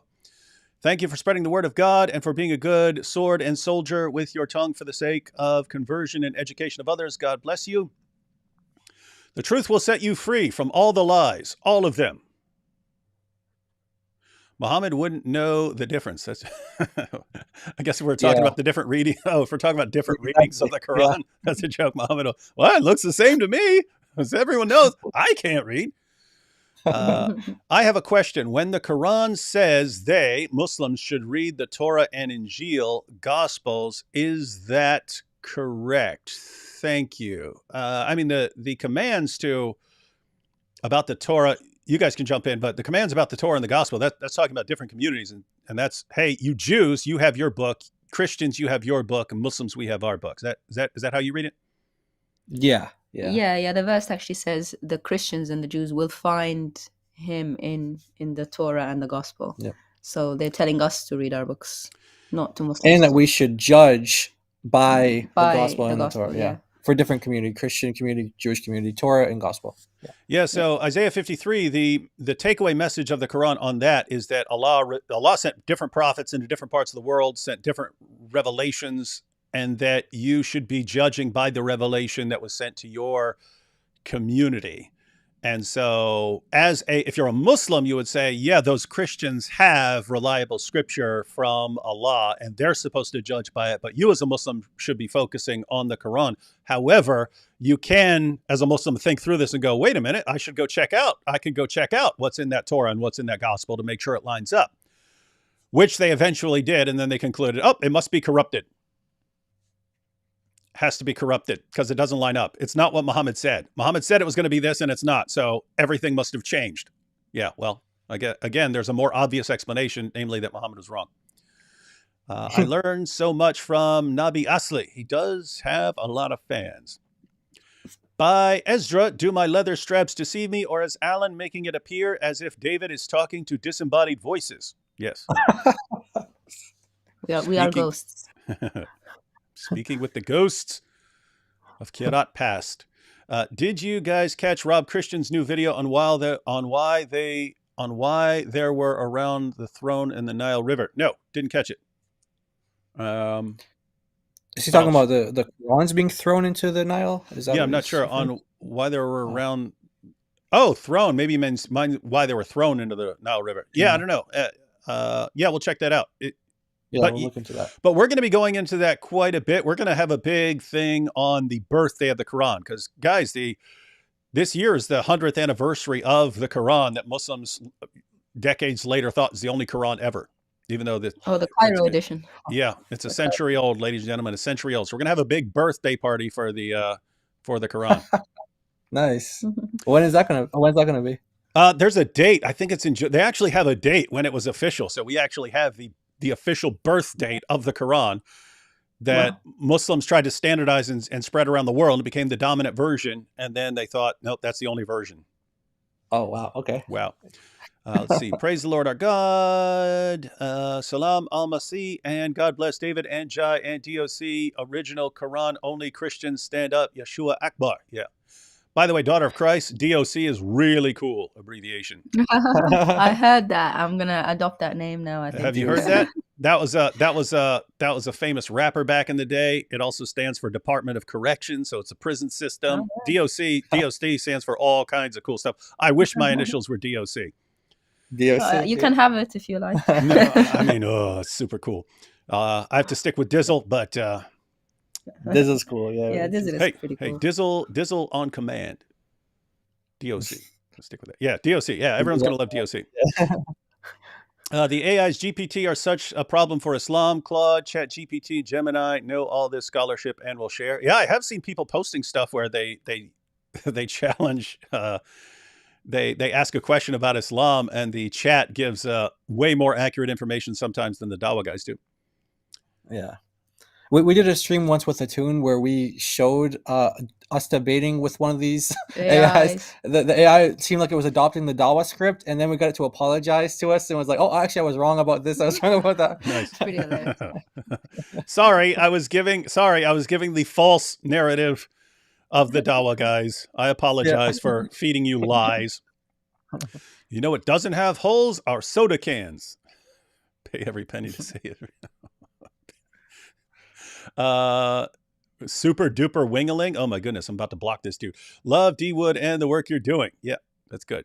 Just take the wingaling out of your name. Kai says, when I was in college, 90s, I belonged to a Christian group and we would meet up for encouragement and pray. Muslims also had their group and they would always challenge us to debate Christianity versus Islam. That was part one of, okay, let me go through the rest of these. However, back then, none of us knew anything about Islam or the Quran. We accepted a debate. Before the debate, we prayed on what to say to the Muslims. God answered us and gave us one question Muslims can't answer. And that is, the word of knowledge from God was the Quran paradox. So the Quran paradox is an approved divine argument from God and answer to prayer. What are you talking about? You're talking about the what we call the Islamic dilemma, that the Quran affirms the inspiration, preservation, authority of the Christian scriptures, but contradicts them. You guys know what the Quran paradox is? Is that something that I don't know? Just don't know what that means.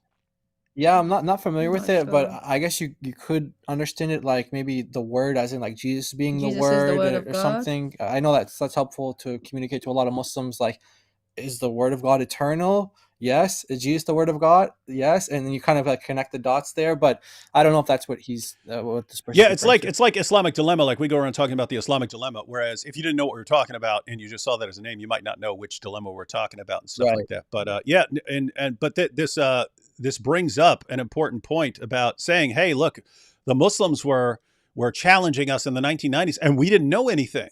Guys, that's where the problems arose. If you go back 70s, 80s, 90s, and so on, early 2000s, no one in the West knew anything about Islam. This allowed the Dawah guys to go out and say whatever they wanted to their own community, to give their own community ammunition to use against the unbelievers.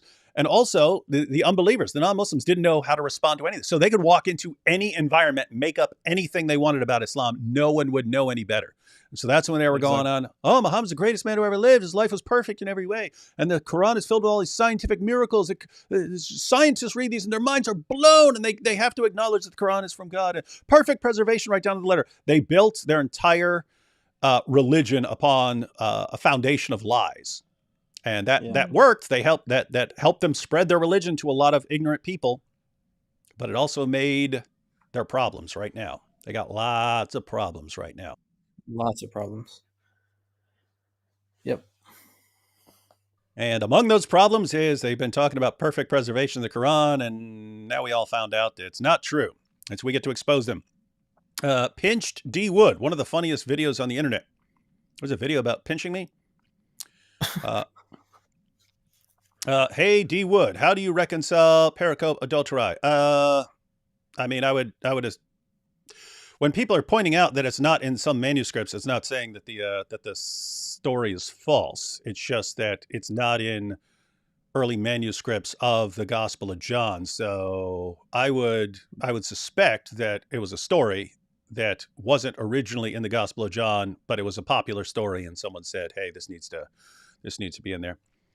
You also see it appearing in a bunch of early translations as well.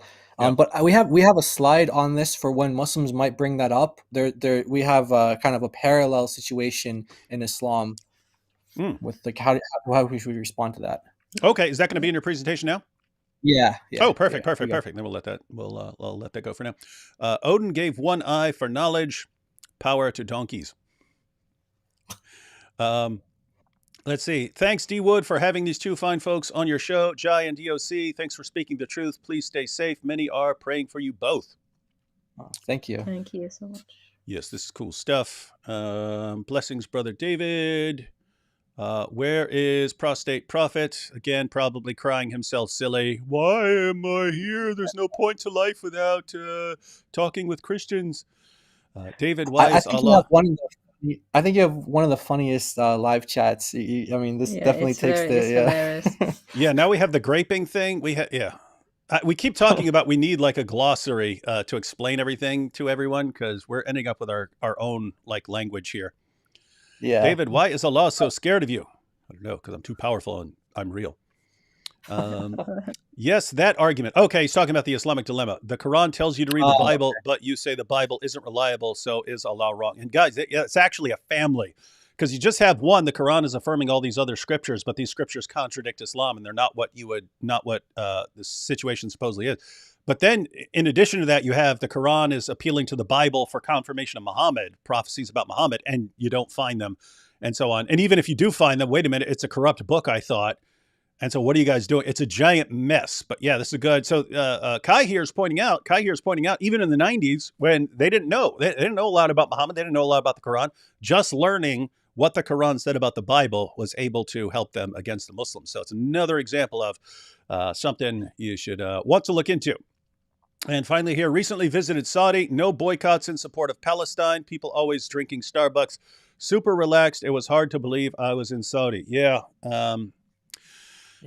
Yeah, that's it's much more of a Western thing, ladies and gentlemen. Right. There's a big Dawah fight about that. Like Shamsi's taking one side and saying that Muslims shouldn't be doing this, or at least you shouldn't enforce people to do this. To the point where I don't know if you saw the clip where he ended up getting beat up by some Muslims. Yeah.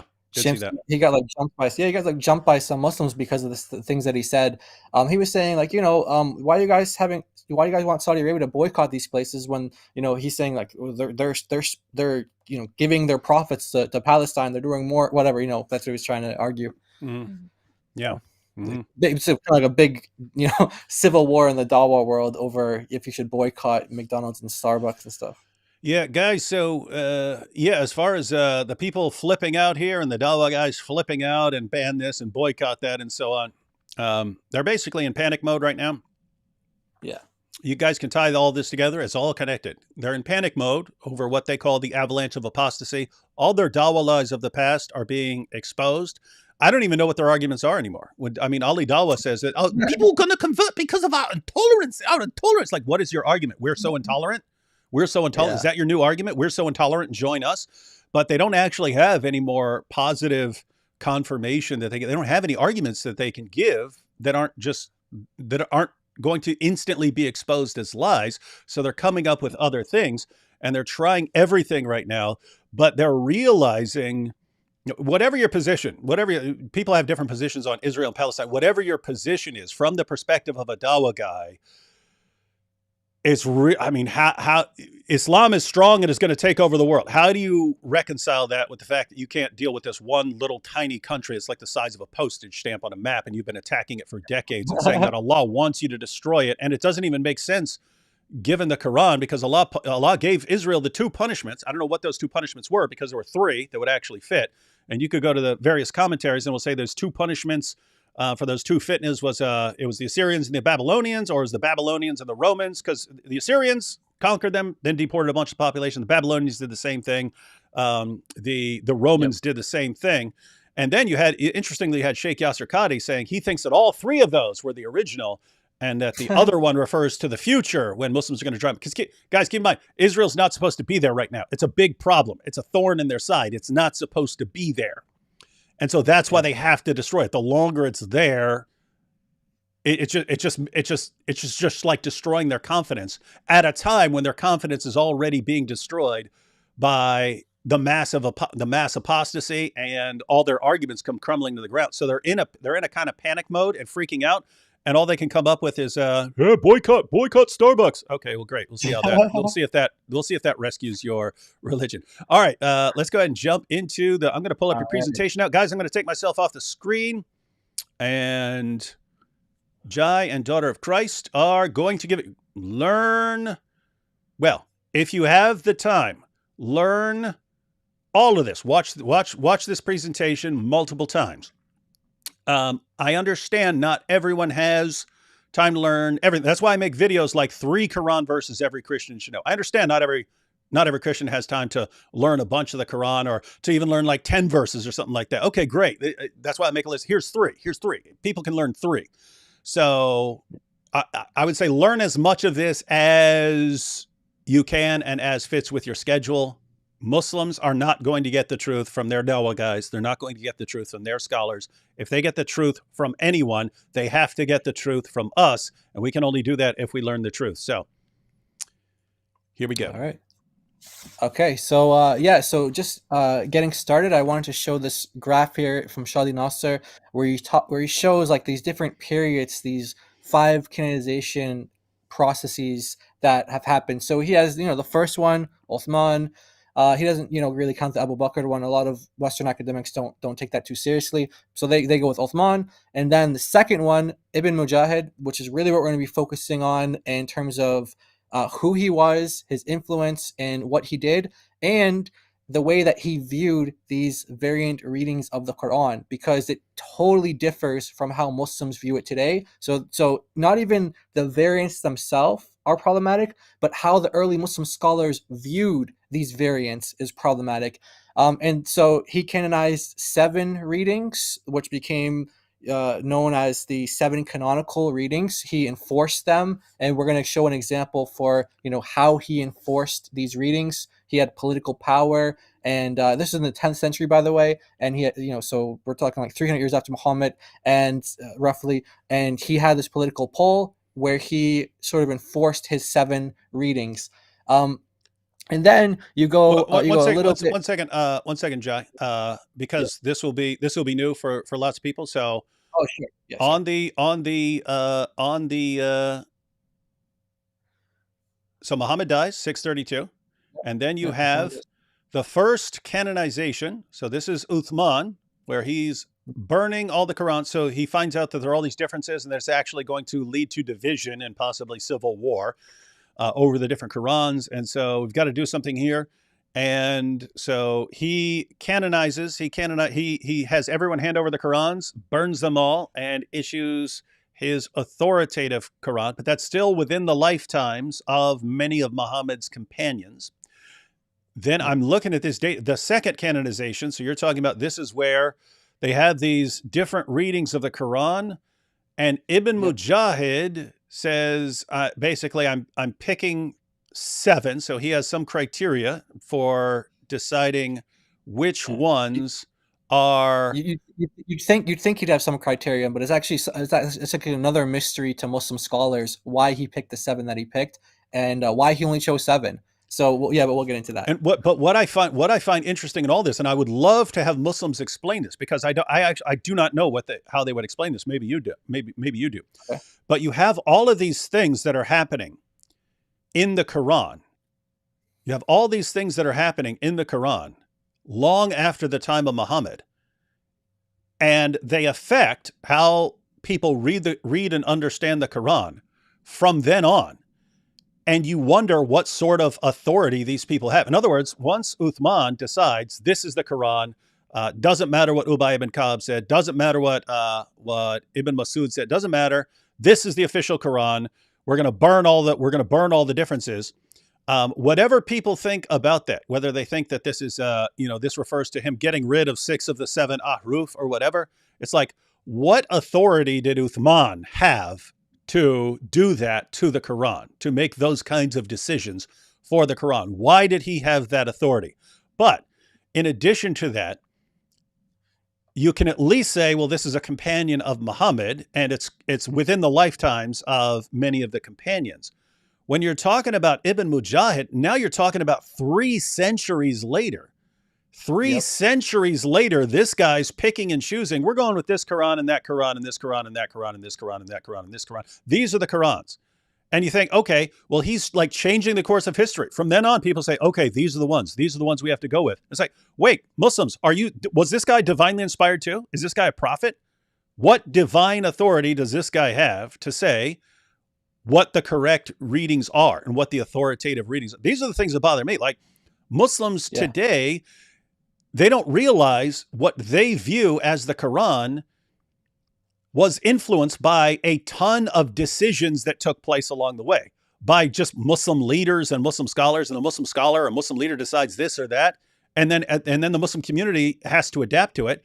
And then Muslims today get to today and they think, you see, we have this perfect Quran perfectly. And it's like, wait a minute, what you have is based on the decisions of all these people who came along way after your prophet.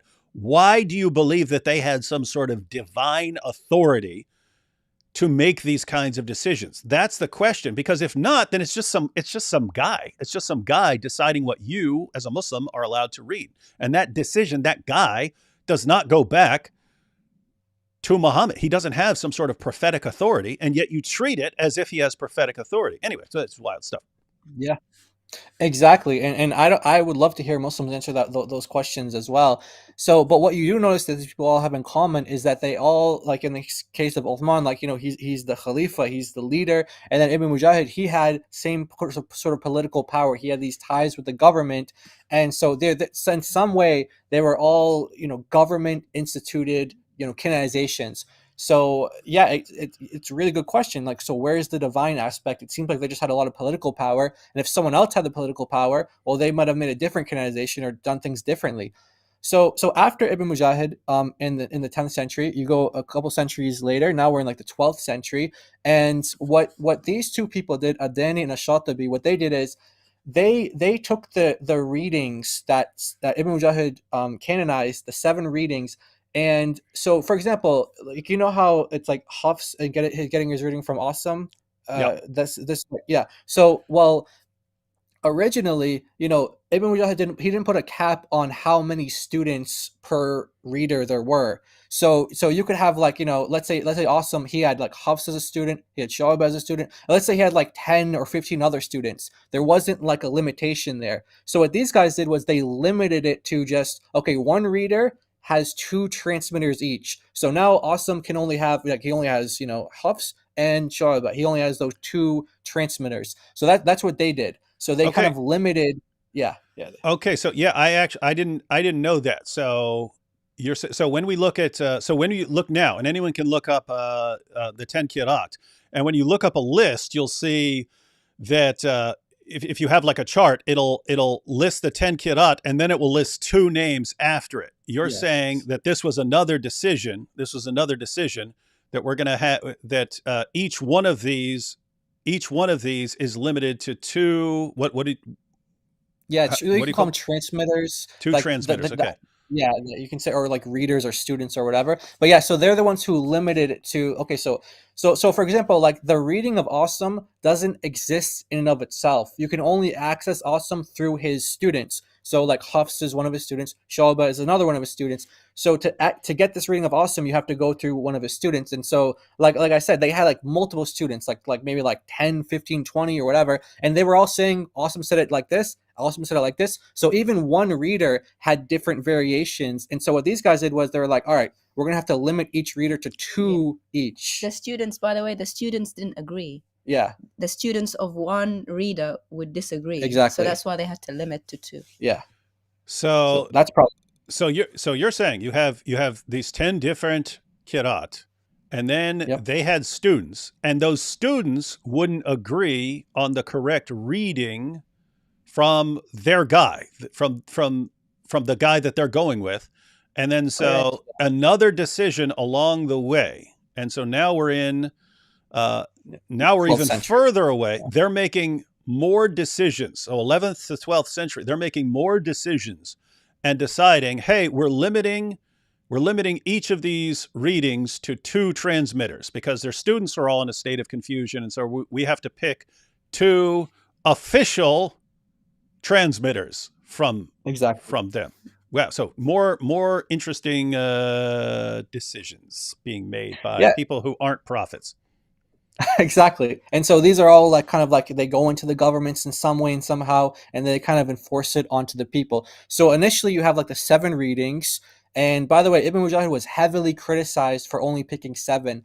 Imam al-Razi, for example, he goes after him and says, look, why did you choose only 7? Because you chose 7, you made the Muslims think that the ahruf, 7 ahruf is the 7 qira'at. So he's like, you're the one who caused this problem. So he was like saying, and he was trying to compel other Muslim scholars add more than 7, because people are going to be so confused that 7 qira'at, 7 ahruf. You can see there's you might get confused about those two. So eventually, leading up to the 15th century now, you have Ibn Jazari who adds in 3 additional readers and then 2 students each. So now 15th century, that's when you have these 10 readers with their 2 students each. So altogether you have 20 different students, or 20 different readings. And that's the list. So the list that you see today, if you look up different qira'ats, it's going to be a list of 10, and then each of the 10 is going to have 2 names after it. That comes because people flip out saying, "Hey, I wonder if that was an intention, if that was intentional on the part of Ibn Mujahid. If I say 7 qira'at, maybe people will think these are the 7 things, these are the 7 ahruf or something like that." Yeah, like people are really, they're still trying to figure out why he chose 7. Why did he only limit it to 7? He could have chosen so much more. Like you see here, eventually in history they did add 3 more. And then of course you have like the final canonization, which he puts it at 1923, so that would kind of mess up your birthday party. But you do have some people do say actually 1924 as well. So you'd have different dates on that. Well, but, I read. I think it took them years. I think it took them like 7 or 13 years or something like that. So it took them years. So I don't know if they're talking about when it was like first decided or when it first was put out. But we'll figure all that out by the birthday party. Yeah, exactly.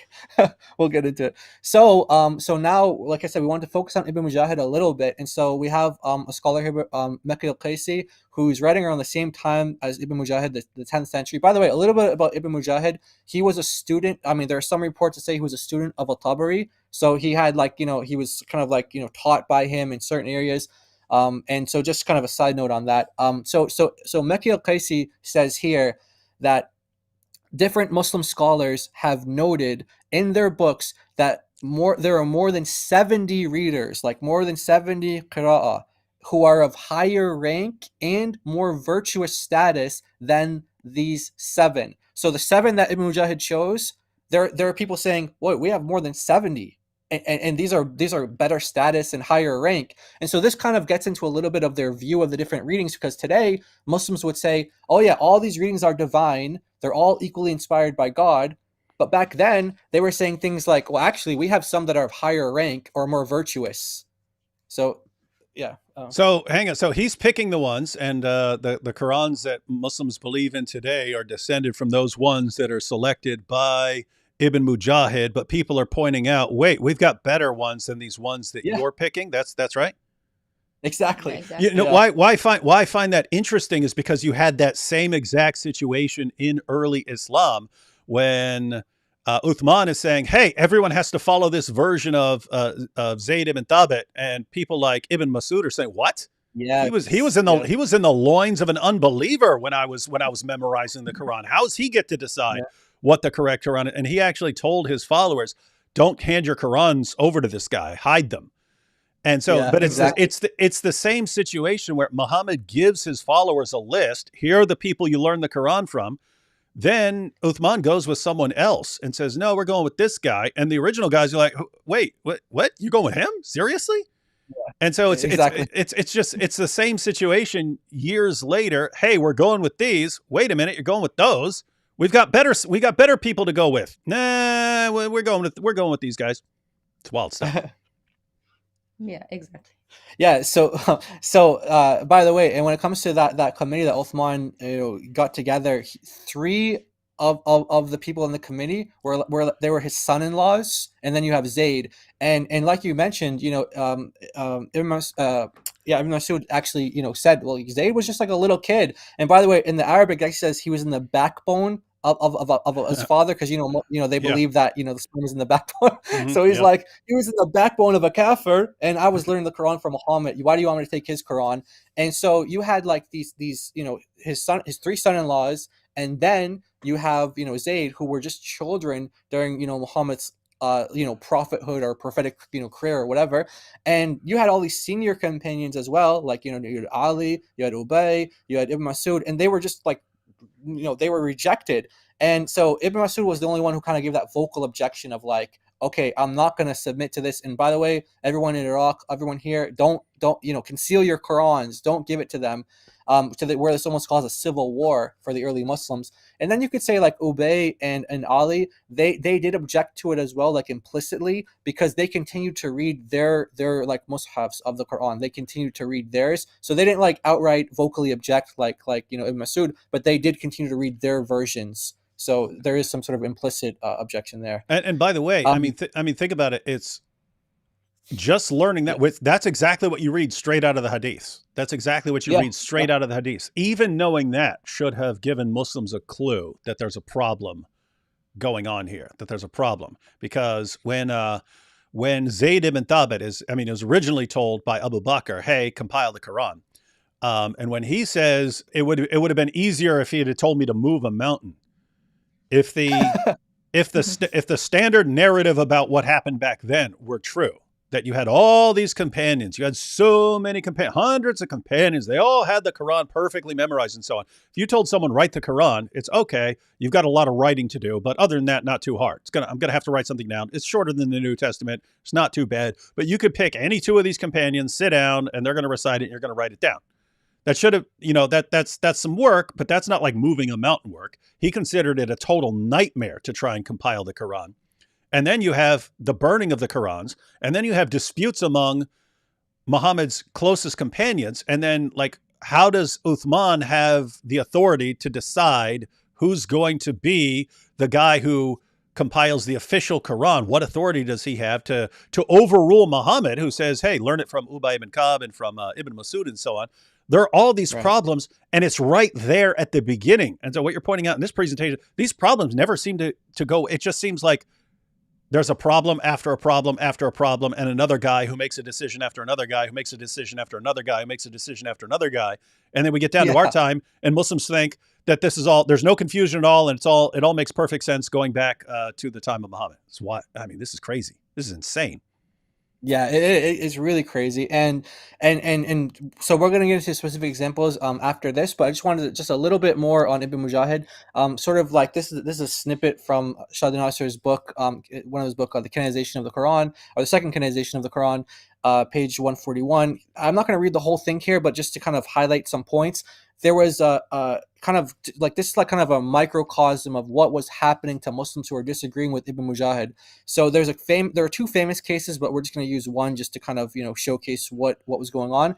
So this guy called Ibn Shanabuth, he didn't accept the seven ruling, like the seven Qurans, like the seven readings that Ibn Mujahid said, because he said that he had access to the Qurans of Ibn Masud and of Ubay. So he's like, I have access to their Qurans, I'm going to keep reading their Qurans. Eventually what ended up happening was Ibn Mujahid brought him to a judge. He was flogged, he was forced to repent, and then they made him swear that he would repent and adhere to these seven readings. So this is kind of like the political power that these guys had, and how they would enforce these readings. So here's our seven readings. You disagree? You're going to keep reading your other readings? Okay, well, we're going to send you to prison, or we're going to whip you, or we're going to do all these other things. Wait. So he didn't just say, we'll sit down and we'll show you the evidence that you got some problems here. He didn't do that. It's hey, you have your arguments, and what are we going to do? So guys, just notice the pattern here, guys. The pattern here is always like cover up the reality, however it's done. So Muhammad gets called out for, wait a minute, why are people reciting the Quran differently? They all heard it from you, and it's different. Oh, that's the different ahruf. Allah revealed it in all these ways. Then you get differences later on. Oh, we'll just burn all these different Qurans. Then you get down to this time. Hey, wait a minute, I've got more reliable stuff. Well, we'll flog you. Yeah. And then you get down to our time. We'll shout you down and humiliate you. And oh my goodness. Exactly, man. This is what happens. Yeah. This is what happens when you build your religion on a foundation of lies.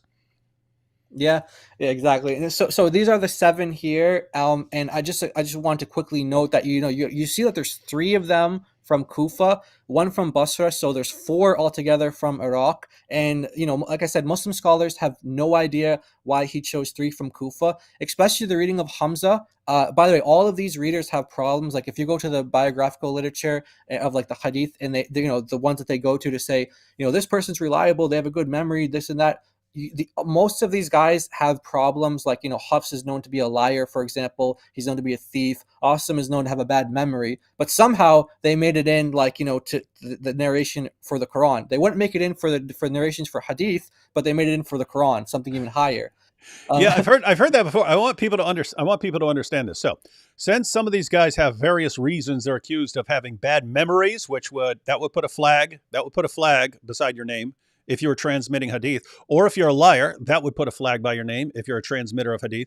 You're pointing out that these guys, if they were transmitting hadiths, they would be considered unreliable transmitters of hadiths, but they are considered authoritative, reliable transmitters of the Quran. That's what you're saying?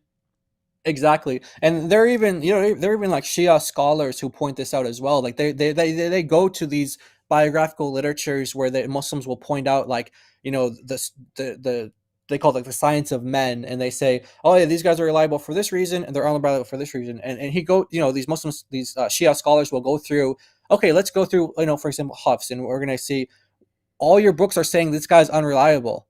They're saying he's a liar. They're saying he's a thief. So you wouldn't accept him for any hadith, but you accept him for the Quran. And they just point out all these problems for almost all of these guys. Like Hamza is a really interesting case because many Muslim scholars consider this reading like to be like grammatically incorrect. It was like a horrible reading. They don't want to pray behind this guy, but somehow he made it in there because Ibn Mujahid canonized him to be in this list.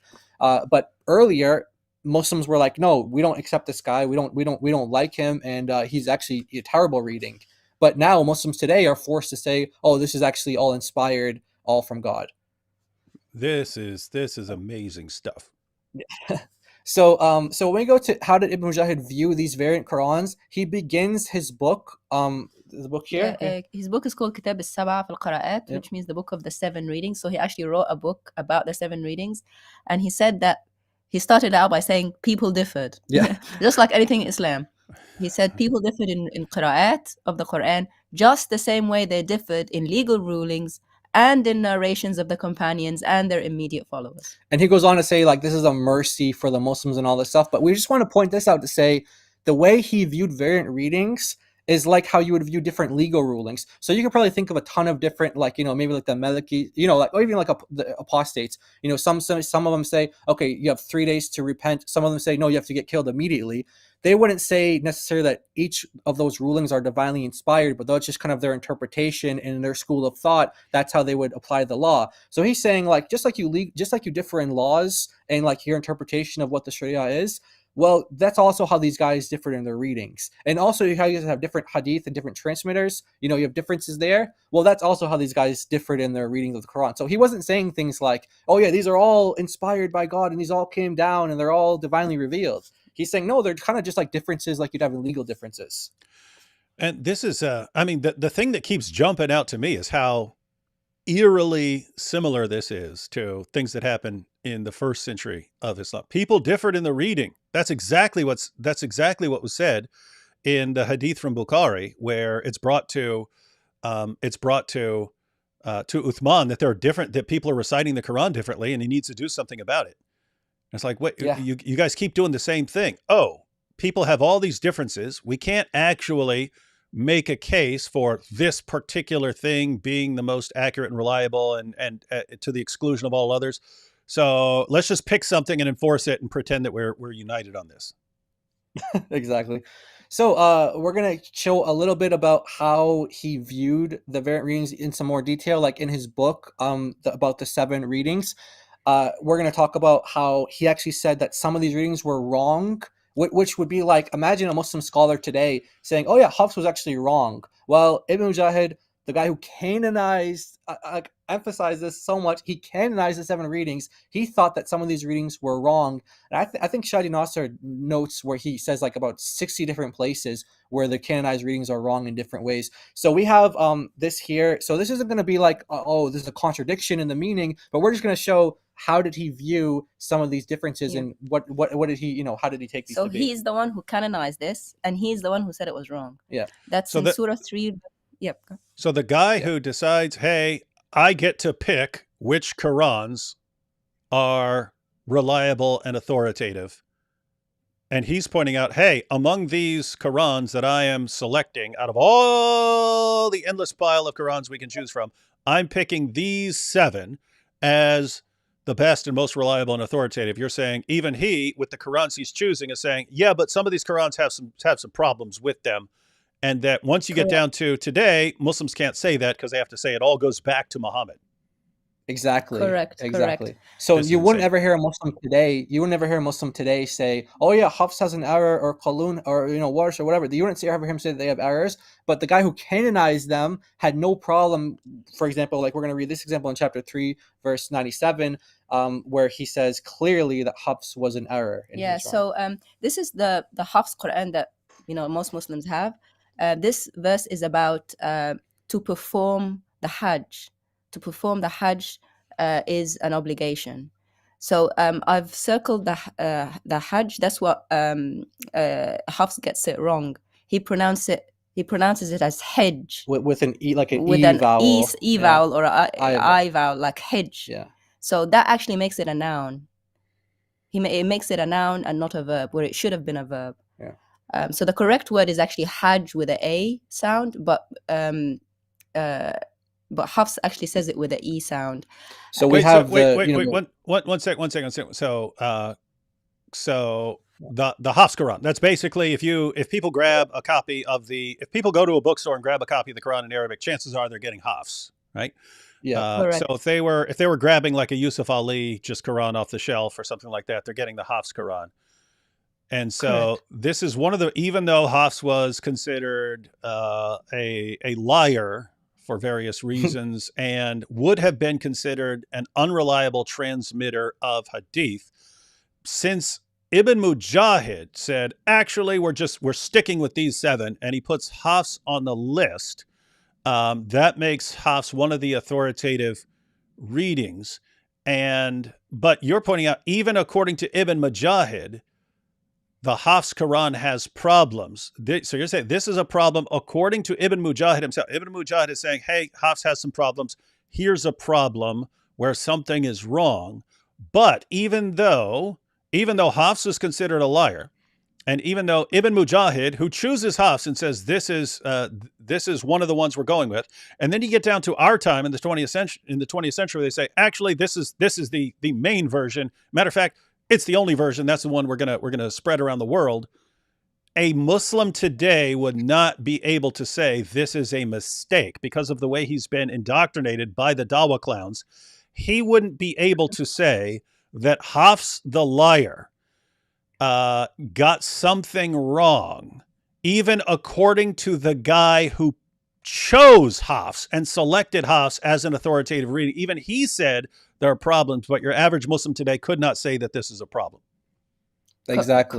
Correct. So actually, and it's a very a basic mistake as well. Like a mistake between a noun and a verb. Right. It's a very basic mistake. Like the sentence is meant to be, the duty of all men is to come to the house. To come, a verb. He says it as a noun. Yeah. And even his fellow student, Shu'ba, who also learned from Asim, he gets it right. Right. So again, Asim, now that, has been canonized to have just 2 transmitters each, 2 students each, he has Hafs and Shu'ba. They differ here. Yeah, they're different.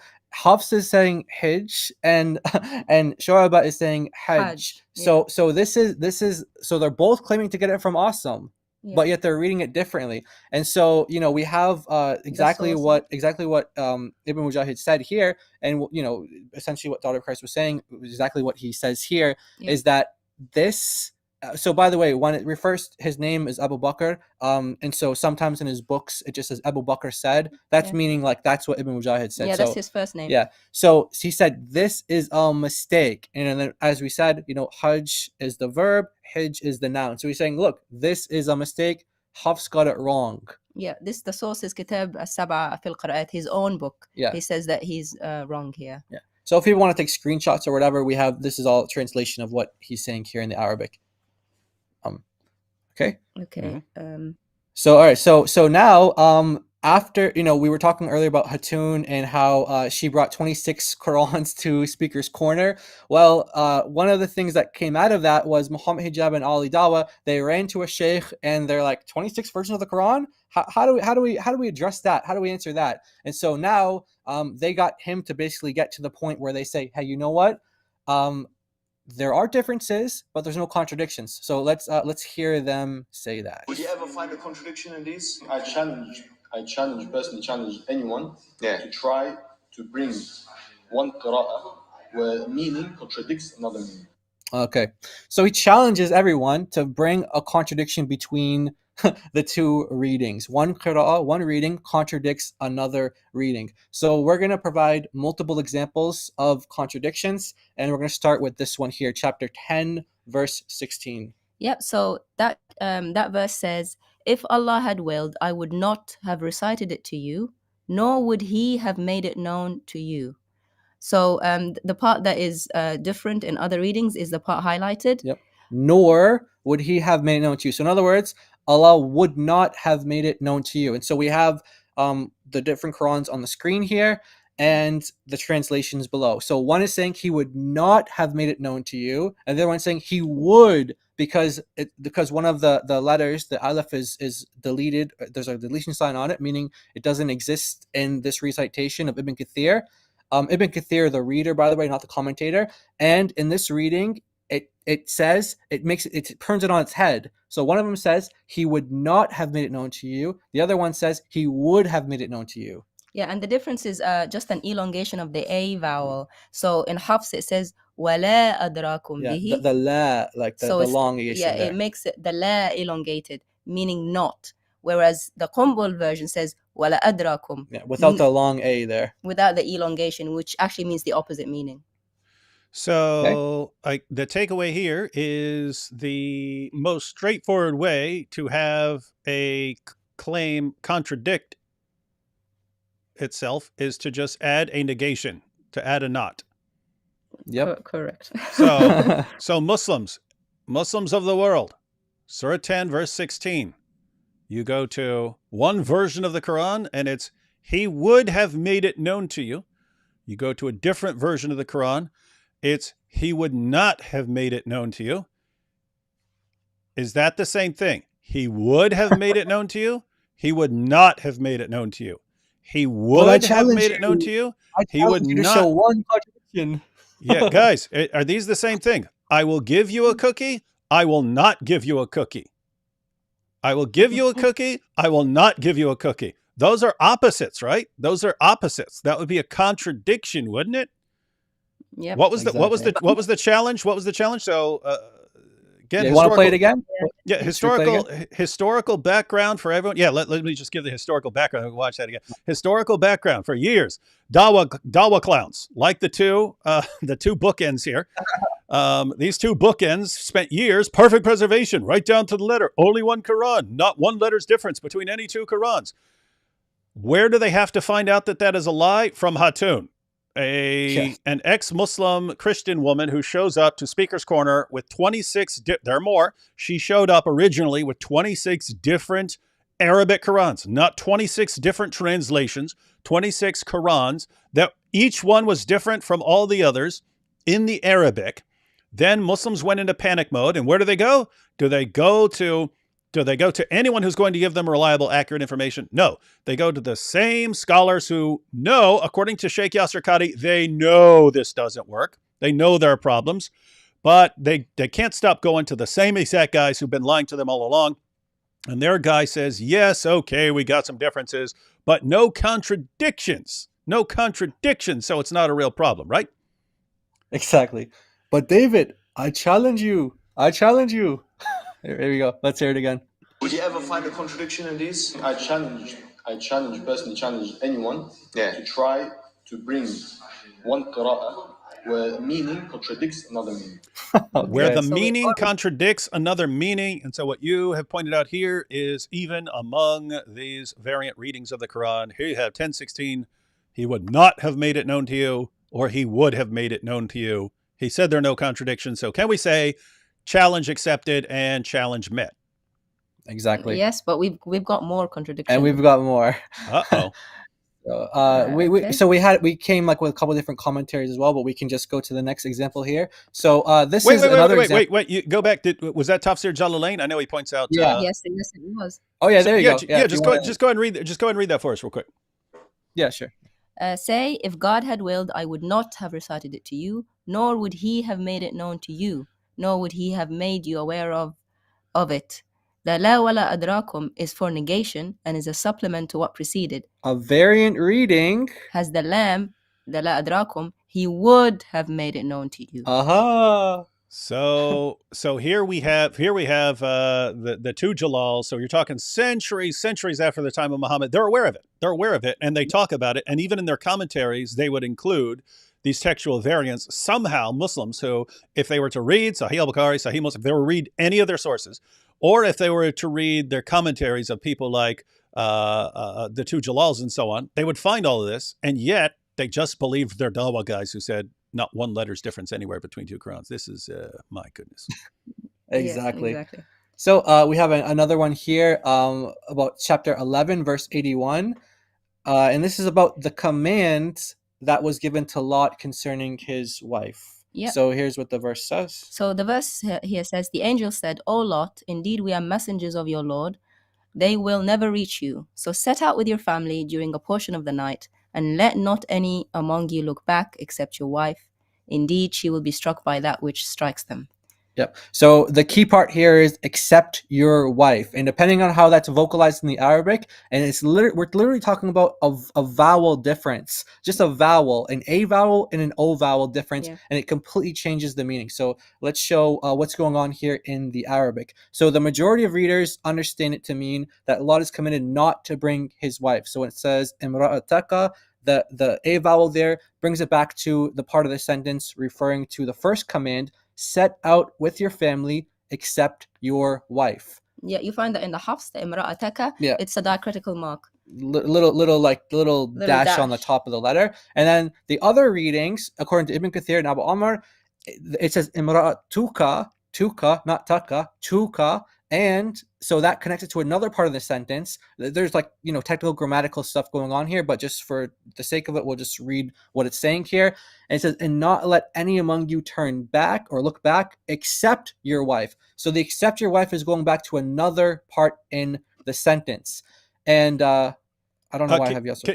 Can you go back to that? Because this one I've actually heard about before and I've talked about. I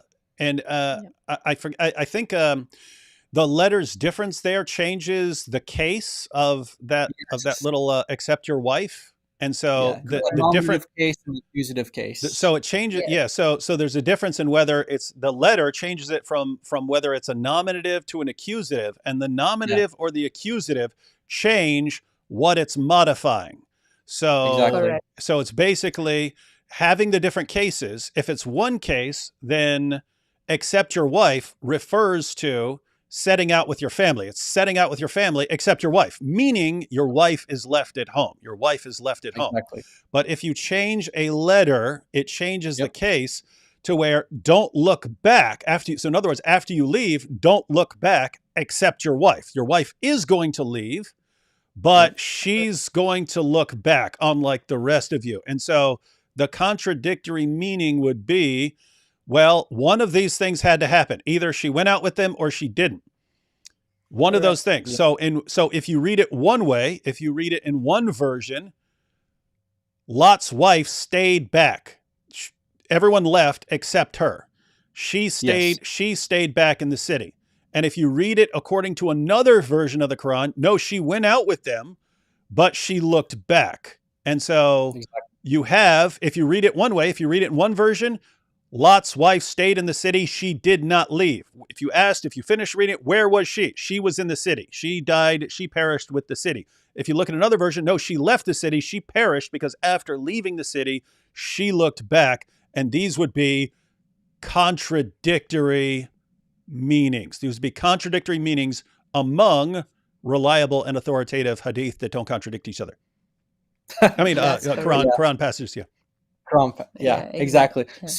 So we have a scholar who actually admits to this contradiction as well. His name is Sheikh Ashankiti, and we're going to let Yasser Qadi introduce him because, everyone loves Yasser Qadi. So, we all love him. The teacher of our teachers, Sheikh Shankiti. The teacher of our teachers.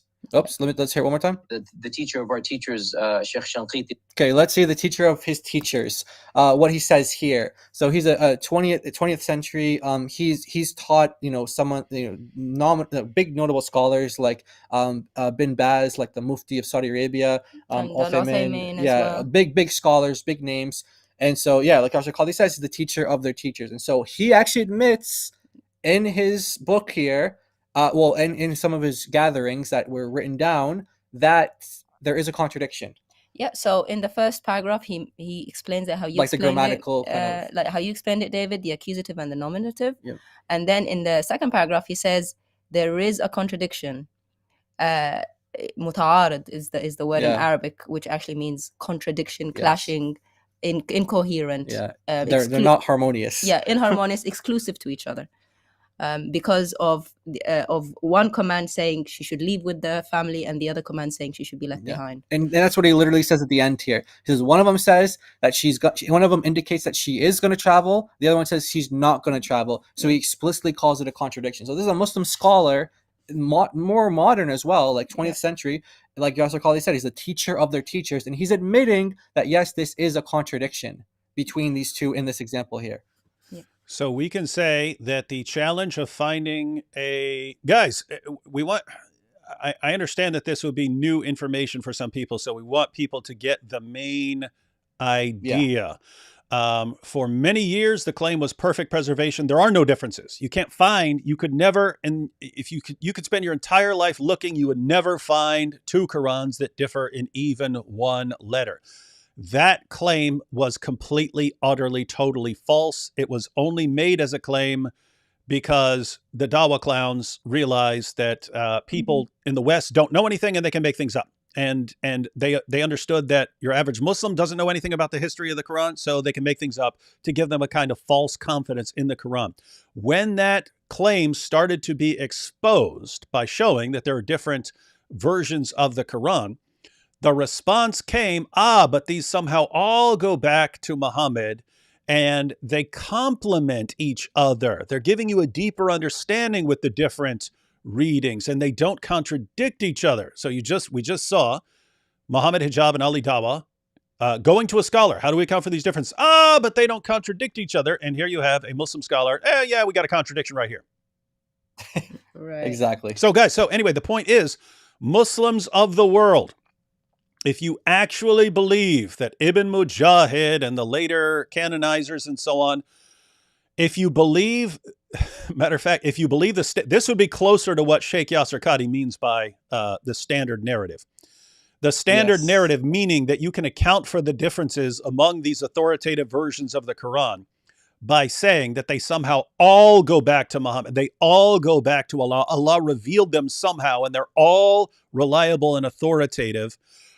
Do you believe that from all eternity, Allah, in his giant Frankenstein Quran, which he has in Paris, it's a jumble of all the Qurans put together, like a Frankenstein monster, this Frankenstein Quran that Allah has in paradise within, that this Quran contradicts itself because it contains somehow all these different versions, and there are contradictions. So when you go to one part of Allah's eternal Quran, and it says that Lot's wife stayed back. She did not leave the city.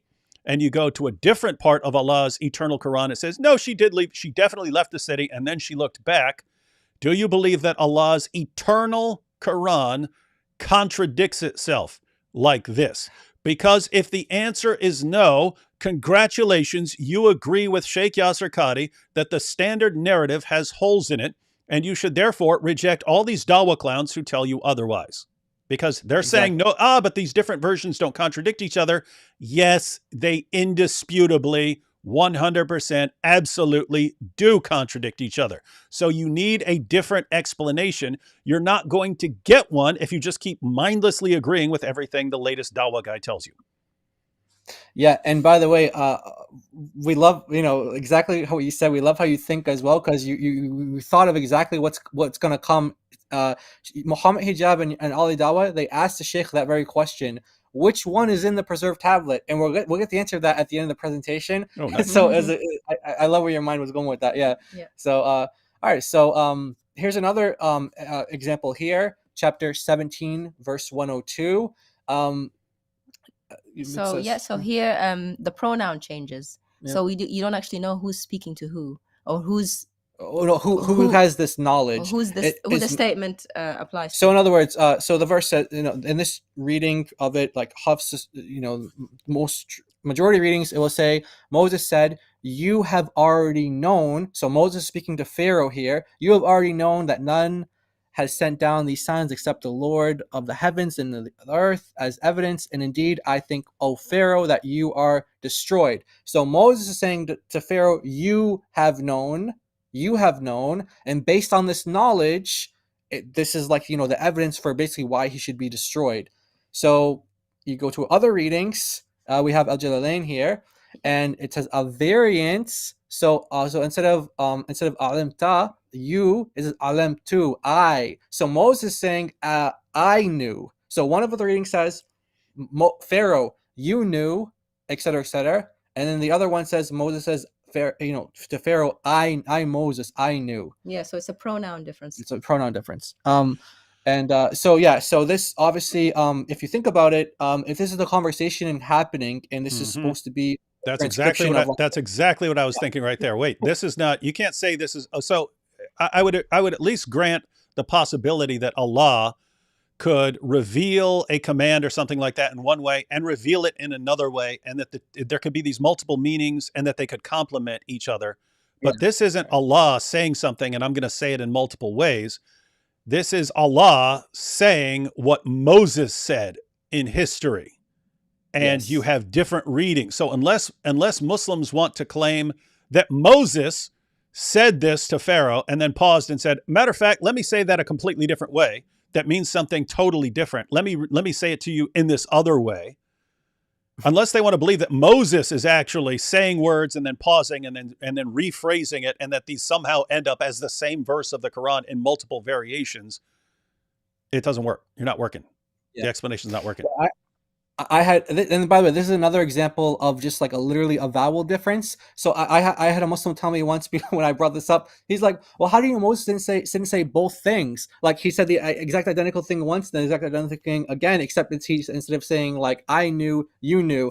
And so again, we just have to get back to the question we were asking earlier. What's more likely, that you have a scribe writing like alimta and then another one writing alimtu, like just literally one little squiggle difference, or that actually this happened two different times and everything was identical, every single word, every single syllable was identical except for this one verb, I knew, you knew.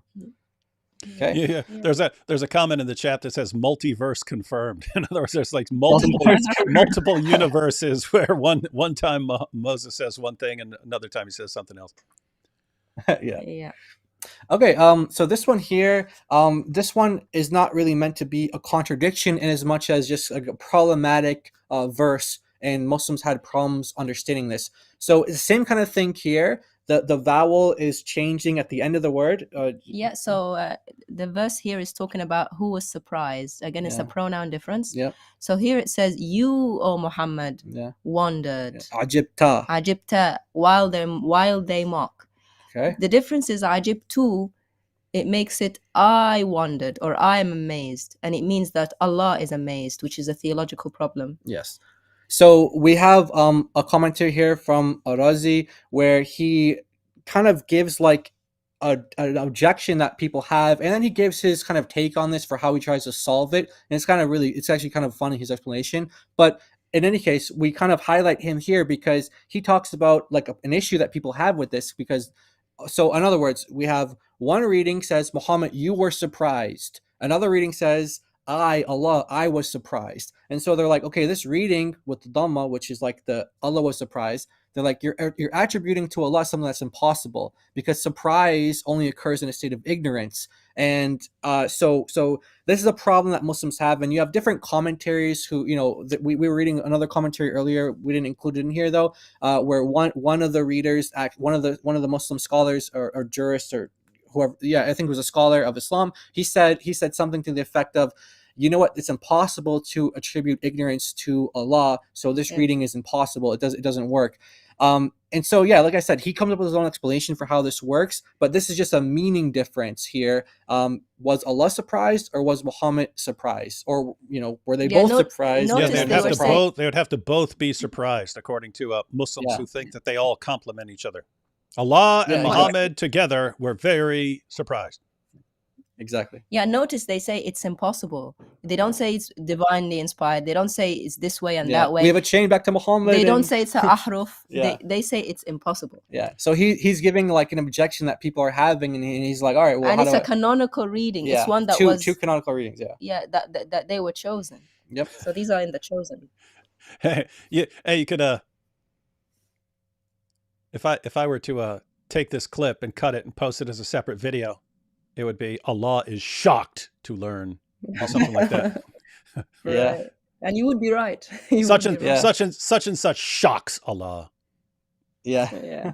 Exactly. Yeah, exactly. By the way, the reading is called Khalaf from Hamza. Yeah, Hamza. Yeah, one of the readers here. Okay. And so this one is a very well known example. This is in chapter 1, verse 4. So, like, the king of the day of judgment, or the owner of the day of judgment. So Maliki Yawmiddin. So everyone who's kind of familiar with this topic, they've heard of this. But what's really interesting is what At-Tabari says about this. So he kind of represents this early kind of Muslim, 10th century Muslim, and how they understood these variants. So the first reading, he says, like this reading of king, so Malik, this reading, he says, is the more correct reading in my interpretation. Then my interpretation is that the first one is the more correct reading.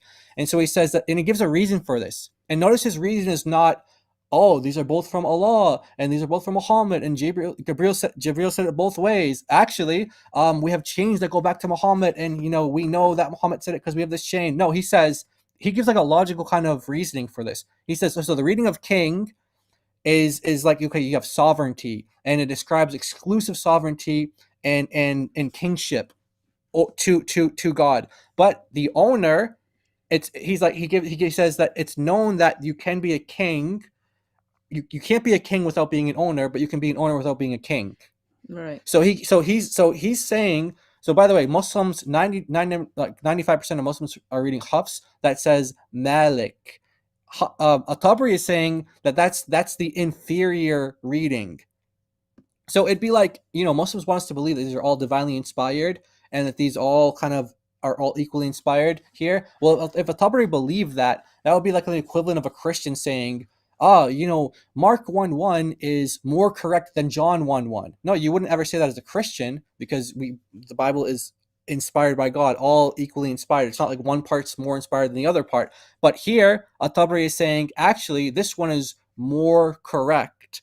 So we just want to kind of highlight how early Muslim scholars took these variants, and they weren't saying, oh, these all came from Allah. Actually, they would argue based on kind of their logical reasons, like you can be a king. If you're a king, you're automatically an owner, but if you're an owner, you're not automatically a king. So therefore, this reading is better. And also, why are they using logic when Muslims keep telling us that it's the oral tradition that has preserved the Quran? Now they're trying to work out which one's better by using logic rather than the transmission chain, the oral tradition, how they heard it from others. Yes. They're trying to work it out with their brain about what's better.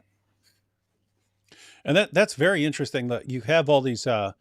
So you have all these differences in the different versions of the Quran, and it's not a case of let's do textual criticism and try to figure out which is most likely to have gone back to the original. It's just, this one doesn't make any sense. Exactly. Or this makes more sense. So let's go with this one. But the interesting part is some of the decisions that they're making centuries after Muslim scholars have decided what authoritative Islam teaches. And so I'm not talking about this one specifically, but you have later generations of Muslims who are deciding which reading to go with. And by that time, they've all been influenced by centuries of Islamic thinking and whatever their group is, and whatever their group is, and whatever their sect is, and then they get to decide, well, this one doesn't make any sense here, and so we can say, which by the way, just so everyone knows, from the perspective of textual criticism, if you had two passages, if a textual critic is reading two passages, and one fit the later theology better, the textual critic, if everything else was equal, would favor the one that's a bit more awkward. Would favor the one that's a bit more awkward, because he would say, okay, we understand why this other variant would arise if people would think, because people were reading it and they said, oh, it doesn't make any sense, so let's change it. They would understand why a variant arose, which they would think it's more confusing to say we had one that made perfect sense and then we changed it to something that was more confusing given theology. And so it's actually the reverse. But you have here guys just saying, okay, this makes no sense. It makes no sense to say it this way. Yeah, right. Exactly.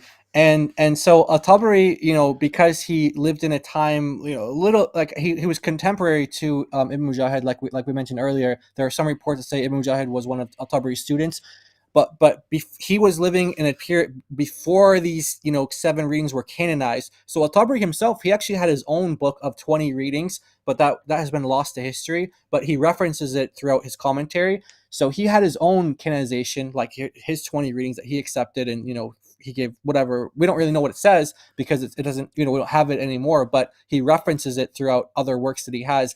And so what's interesting is that what later became the 7 canonical, and then eventually like the 10 canonical, 15th century, 10 canonical, and then the true transmitters for each reader, he actually rejects a number of these what later became canonical readings. And he gives multiple reasons, like, oh, this one's grammatically awkward, or this one doesn't make sense, or this one is not really that well known. But later on, these ones became, canonized, and Muslims are like, oh, these are all divinely inspired. Well, Al-Tabari didn't think that. He didn't know that. Well, it's also interesting because textual critics, if they saw one version is awkwardly worded and the other one is smooth, they would actually favor if everything else is equal. And if they had other reasons to factor in, then that would be one thing. But if they had just two versions, if they had a textual variant, and one was more awkwardly worded than the other, they would say, well, the awkwardly worded version probably goes back to the original, because it would make more sense for a later scribe to say, let me smooth this over, than it would be for a later scribe to say, well, let me make this a bit more awkward sounding. Exactly. So it's just interesting. It's just interesting that they're doing things the opposite way sometime from the way a textual critic would do them. Yeah, exactly. Excellent point. Yeah, I mean, that's a great parallel to kind of think about how to think about these things and like textual criticism.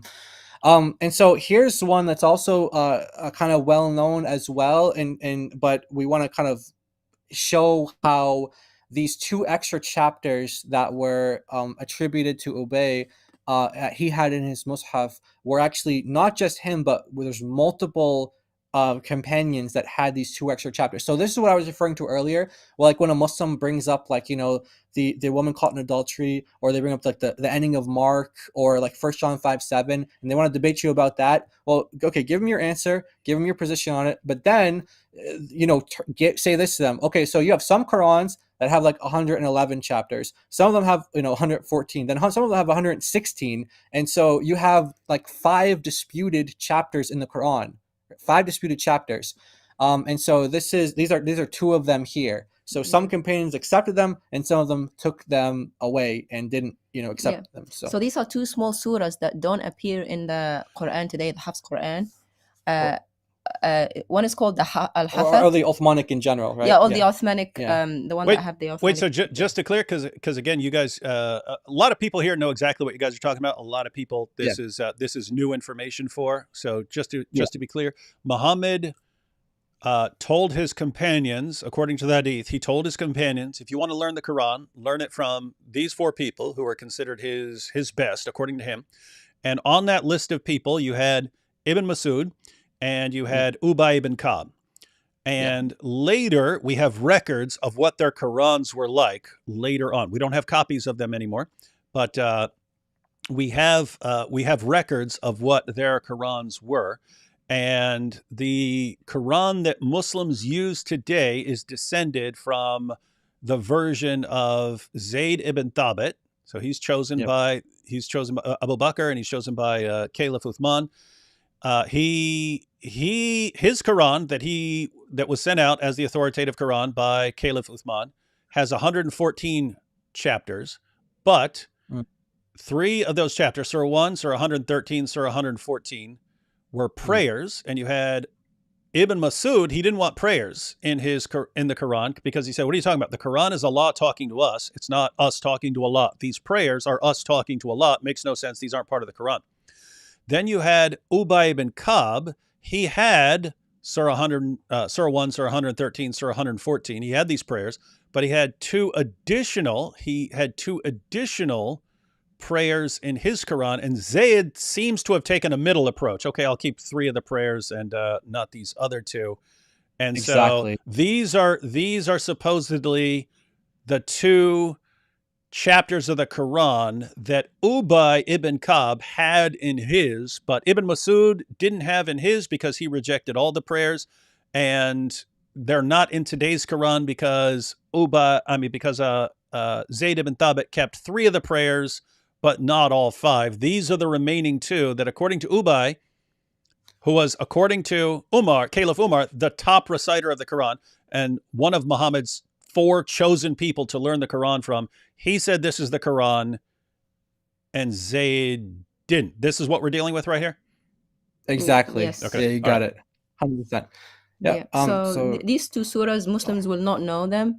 They're called Al-Hafad and Al-Khala.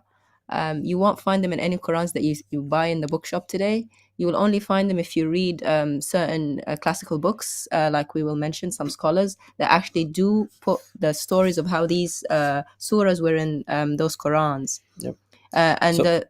This is, just want to give the reference for the source here. So this is one of the Jalals, famous commentator Al-Jalalain, one of the Jalals, As-Sayuti, Jalaluddin As-Sayuti. This is from his book here, where he gives these references that we're about to quote. And the book is called the Durr al-Mansur, Volume 8, page 695, the online version. He says that those 2 surahs, it was told to us by Musa ibn Ismail that we read it in the Mus'haf of Ubay, like you mentioned, David. They're both in Ubay's Mus'haf. And here it says what these verses were. Oh Allah, we seek help and forgiveness from you. And they said that this is now a surah. Hamad said this is now a surah. Notice the word now. Yeah. Right? It wasn't before. And he mentions the other surah again in the blue. Oh Allah, we worship you, we pray and prostrate to you. They're like supplications, what Muslims think of as supplications, but they are actually surahs from Allah. Yep. And notice you also have it in the Mus'haf of Ibn Abbas as well. Yep. So you have it in Ubay, you have it in Ibn Abbas, you have it in Abu Musa al-Ash'ari. You also have it of Anas as well. Yeah, and Anas ibn Malik. There's a very important quote here at the bottom. Anas ibn Malik, who's a very close companion of Muhammad, said, by Allah, the 2 surahs were sent down none other than from heaven.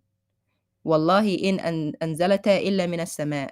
Yes. Meaning that they are from Allah, but you will not find them in the Quran today. Yes. So all these companions saying these are definitely the Quran. These are in our Quran. They're from none other than from Allah, none other from heaven. Right. And there you go. So yes, they're lost now. In fact, there's a Islamic scholar, non-Muslim but Islamic scholar by the name of Sean Anthony, who has a paper written on this. You can find it online, download it for free on academia.edu, and he actually has it titled "The 2 Lost Surahs," and he goes through all the sources and basically concludes that this should be considered as the corpus of within the corpus of the Quran. All these companions and more actually believed it was part of the Quran. Yep. Anything you want to say, David? No, it's just interesting because, again, these decisions, so the decision whether to include these 2 chapters or not include them, or whether to include Surah 1, Surah 113, Surah 114 in the Quran, these decisions are made by later people who are disagreeing with people. And the people who are disagreeing, like Ibn Masud disagreed with Ubay ibn Ka'b. They disagree, but they're both on Muhammad's list of the people that are the most reliable and authoritative teachers of the Quran. So it just for me, it connects to what Sheikh Yasser Qadhi is saying. He's saying even today, our greatest scholars do not understand what to do about this stuff. And what do? You go back to the original companions of Muhammad. They didn't know what to do about this stuff. And the ultimate decision is just, well, who's in charge? Oh, Uthman? Uthman's in charge? Okay, Uthman's in charge. Okay, Uthman, you need to figure out something to do about this. Oh, okay, well, I'll just burn all the Qurans and put out an authoritative one. Well, wait a minute. You've got Ibn Masud. He says you got the Quran wrong. And Ubay ibn Ka'b, he said you got the Quran wrong. Well, we don't care about what they said. Let's go with this version of the Quran. When the people he's rejecting, the people he's saying, well, who cares what they said, are the people that Muhammad pointed to who are authoritative on the Quran. But even they didn't agree with each other. And so it's just this, it's this amazing situation where Muslims, did Muhammad know who the best guys on the Quran were? If you say yes, you're in trouble because two of his guys disagreed with each other, and both of those guys disagreed with the later Quran.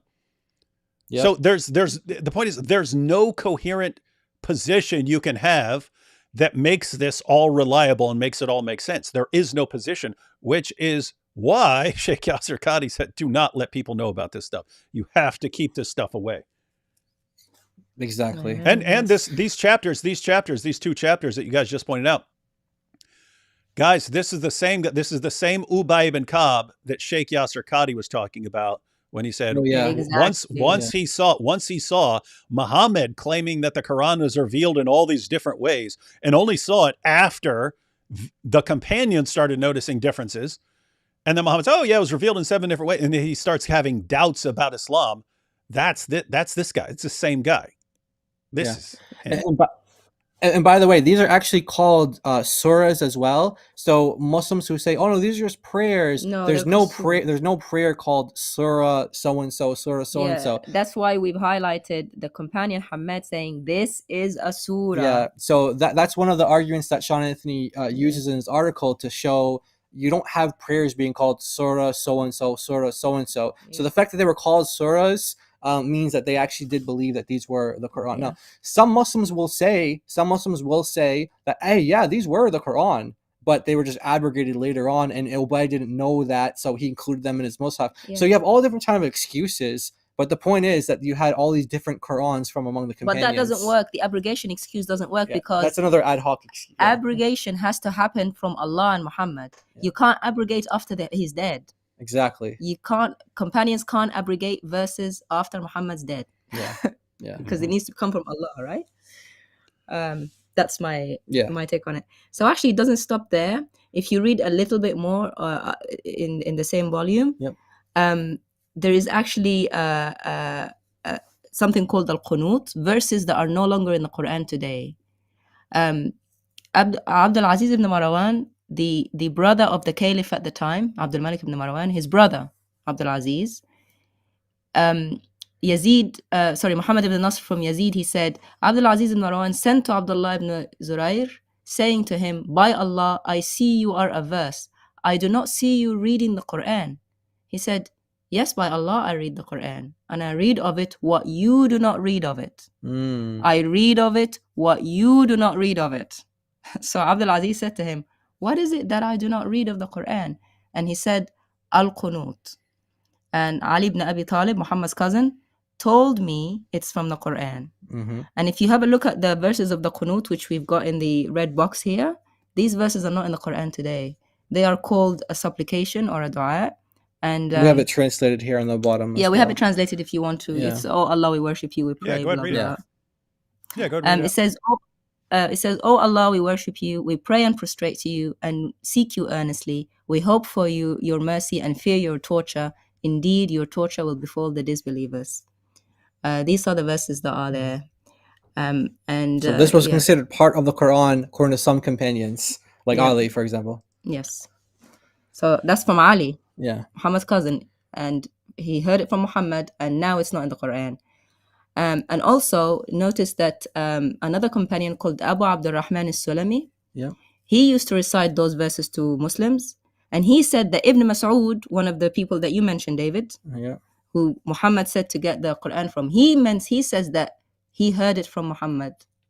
Exactly. So Abu Abdurrahman al-Sulami heard it from Ibn Mas'ud, who heard it from Muhammad. And Abu Abdurrahman is a very important figure because he's in the chain for Hafs. So in the chain, it goes Hafs, it goes Asim, Abu Abdurrahman, and then it goes to the companion, it goes to Uthman, Ali, Zayd, Ubay, and then to Muhammad. So that's he's in this chain, and yet he differed with Hafs on what the Quran actually consists of. Yeah, so if you open the Quran, you see this, some of the Qurans today, the Hafs, you see this chain here. They're crazy. They put this guy's name in the chain, Abi Abdurrahman, and then you read about him. He was reading completely different verses that are not in the Quran today. Yeah.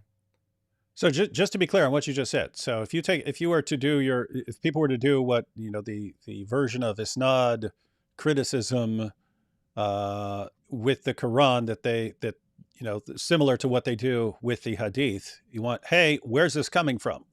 Show us the names of who's getting what from who. So it's Hafs, he's getting it from Asim. He gets it from this guy, Abi Abdul Rahman, and you're saying that guy had a different Quran. Yep. And also what's also interesting as well, and maybe we can come back another time to talk about this kind of chain of narration mess, because it's a huge problem. We can give all the references for Hafs being a liar and all that stuff. But just kind of a note on this, it says that Abu Abdurrahman learned it from Uthman, Ali, Zayd, and Ubay. But there's a hadith that's authentic that says he didn't learn the Quran from Ali. So there's a hadith that contradicts this chain that the Muslims consider to be authentic. So there's other holes in this in the narrative. Yeah, this chain is. It seems like all there is holes. Yeah, exactly. I mean, even if you go by one way, you find holes. You go another way, you find holes. Yeah, this guy recited, and he was teaching people these verses as of the Quran. That he was telling them this is the Quran. Yeah, and we don't find those verses today in the Quran. This just looks like a giant mess. Yeah, absolutely. It is. It looks like a huge giant mess. And guys, you can see, everyone watching, do you understand now why Sheikh Yasser Qadi is, don't stop talking about this. Stop talking about this right now. All it's going to lead to is doubts. And Muhammad Ajam, no, we have to clarify it, get to the bottom of this. Take my class. Just take my class, dude. Talk to me afterwards. This is a huge, giant mess, especially for anyone who's claiming like perfect preservation right down to just imagine you've just gone through some examples, but Muhammad's companions couldn't agree on what's supposed to be in the Quran. You go to one guy, it's 111 chapters. You go to another guy, it's 116. You go to the one that became authoritative, it's 114. You've got Muhammad saying that there are these different aruf. It's revealed in these different ways. Okay, let's burn everything, cover up all the differences. That's what Caliph Uthman did. We're going to burn them all. Yet they end up, even after that, with all these differences. Sometimes, and you end up with lots of differences. And then you get some guy who comes along and says, actually, I'm going to pick these 7. And then people are coming along later. Why are you picking those 7? Those 7 aren't, you didn't even pick the best ones or better ones than those. And 7, why'd you even pick 7? People are going to confuse that with the 7 aruf, and we don't even know what those are. It's just going to cause more confusion. So how about 10? So then it's 7, and it goes to 10. And then, wait a minute, all the students of all these guys are contradicting each other, and they can't even agree on what their teacher said. Okay, we'll pick 2 guys as representatives of each of the 10. And so we've got these 20. And you look and they have contradictory meanings of their verses. And somehow you get to the 20th century and Muslims say, perfect preservation, not one letter's difference anywhere between any 2 manuscripts. And people don't know any better, so they buy this nonsense. And then when it gets pointed out to them, hey, wait a minute, you're lying. We've got 26 different Qurans right here, right in front of your face in Arabic, 26 different Arabic Qurans. How do you explain this? But they don't contradict each other. And they do. They do. They do. Oopsie. Oops. So we have a surprise here at the end, where they ask the Sheikh, okay, they say to us, okay, so you guys are saying Muhammad said it like this, he said it like this, he said it like this, he said it like that. And we've already explained how the early Muslim scholars didn't necessarily view the readings like that, but we know Muslims view them like that today. So he asked the question to the Sheikh, so which one is on the preserved tablet? And you're going to love the answer from Are you the ready Sheikh. for the answer? Here we go. The Prophet said it like this and he said it like that. Allah said it like this and he said it like that. Because they keep asking the question, so which one is in the preserved tablet? What's the answer to that question? The preserved tablet is that of the unseen, and we will not be given access to that. Well, there you have it, folks. You have no idea. But that was actually similar to what Sheikh Yasser Qadi said when Muhammad Hijab tried to get him to say. So Yasser Qadi was he was saying stuff that was extremely damaging to what Muslims believe. He's saying, hey, there are these different qira'at and ahruf, and we actually do not know what to do with this stuff. We just don't know what to do with all these different qira'at and ahruf, and our scholars, they say things, but now we're being called out by non-Muslim scholars, and they're right. The non-Muslim scholars are actually right. Our explanations do not work. So he's saying all of this, and he's telling Muhammad Hijab in that famous interview that they deleted, do not bring this up. Stop talking. Please stop talking about this right now. Muhammad Hijab, please stop talking. He should have just left the interview. It wouldn't have been nearly as damaging. But Muhammad Hijab, see, the problem, Muhammad Hijab's problem was he thought there was actually a solution to this, and there isn't one. And Yasser Qadi knows that Yasser Qadi knew there wasn't a solution. Hijab didn't. Hijab thought, well, I've got the guy who literally wrote the book on the sciences of the Quran sitting in front of me. He's going to be able to clarify this. And so Yasser Qadi talks about the different qira'at and ahruf, and you should never share this information with the Muslim community in general. This is only for people who are becoming scholars. This is the only people who can be trusted with this information. The Muslim community cannot be trusted with this information. Yasser Qadi keeps warning. And then to sort of try and fix everything, Hijab says, if I gave you some blank paper, could you put what is the official Quran on there? Should have been the easiest question in the world. And Sheikh Yasser Qadi said, what? I'm sure people remember Sheikh Yasser Qadi said, not an easy question. It's not an easy question. Sounds like what that guy was saying right there. We don't know. If we were to say, what is the actual Quran on the tablet in heaven, how would we know that? We've got so many differences. We've had so many problems over the centuries. We couldn't do it. And it just destroys the entire narrative. It destroys it. And again, the takeaway question is, Muslims, how in the name of common sense do you keep going back to the same guys who do nothing but lie to you over and over again? How do you keep going back to the same guys where their scholars are saying, keep this secret from them, keep this secret, hide this information from them, conceal this, do not tell people this, give them lies. It's better for them.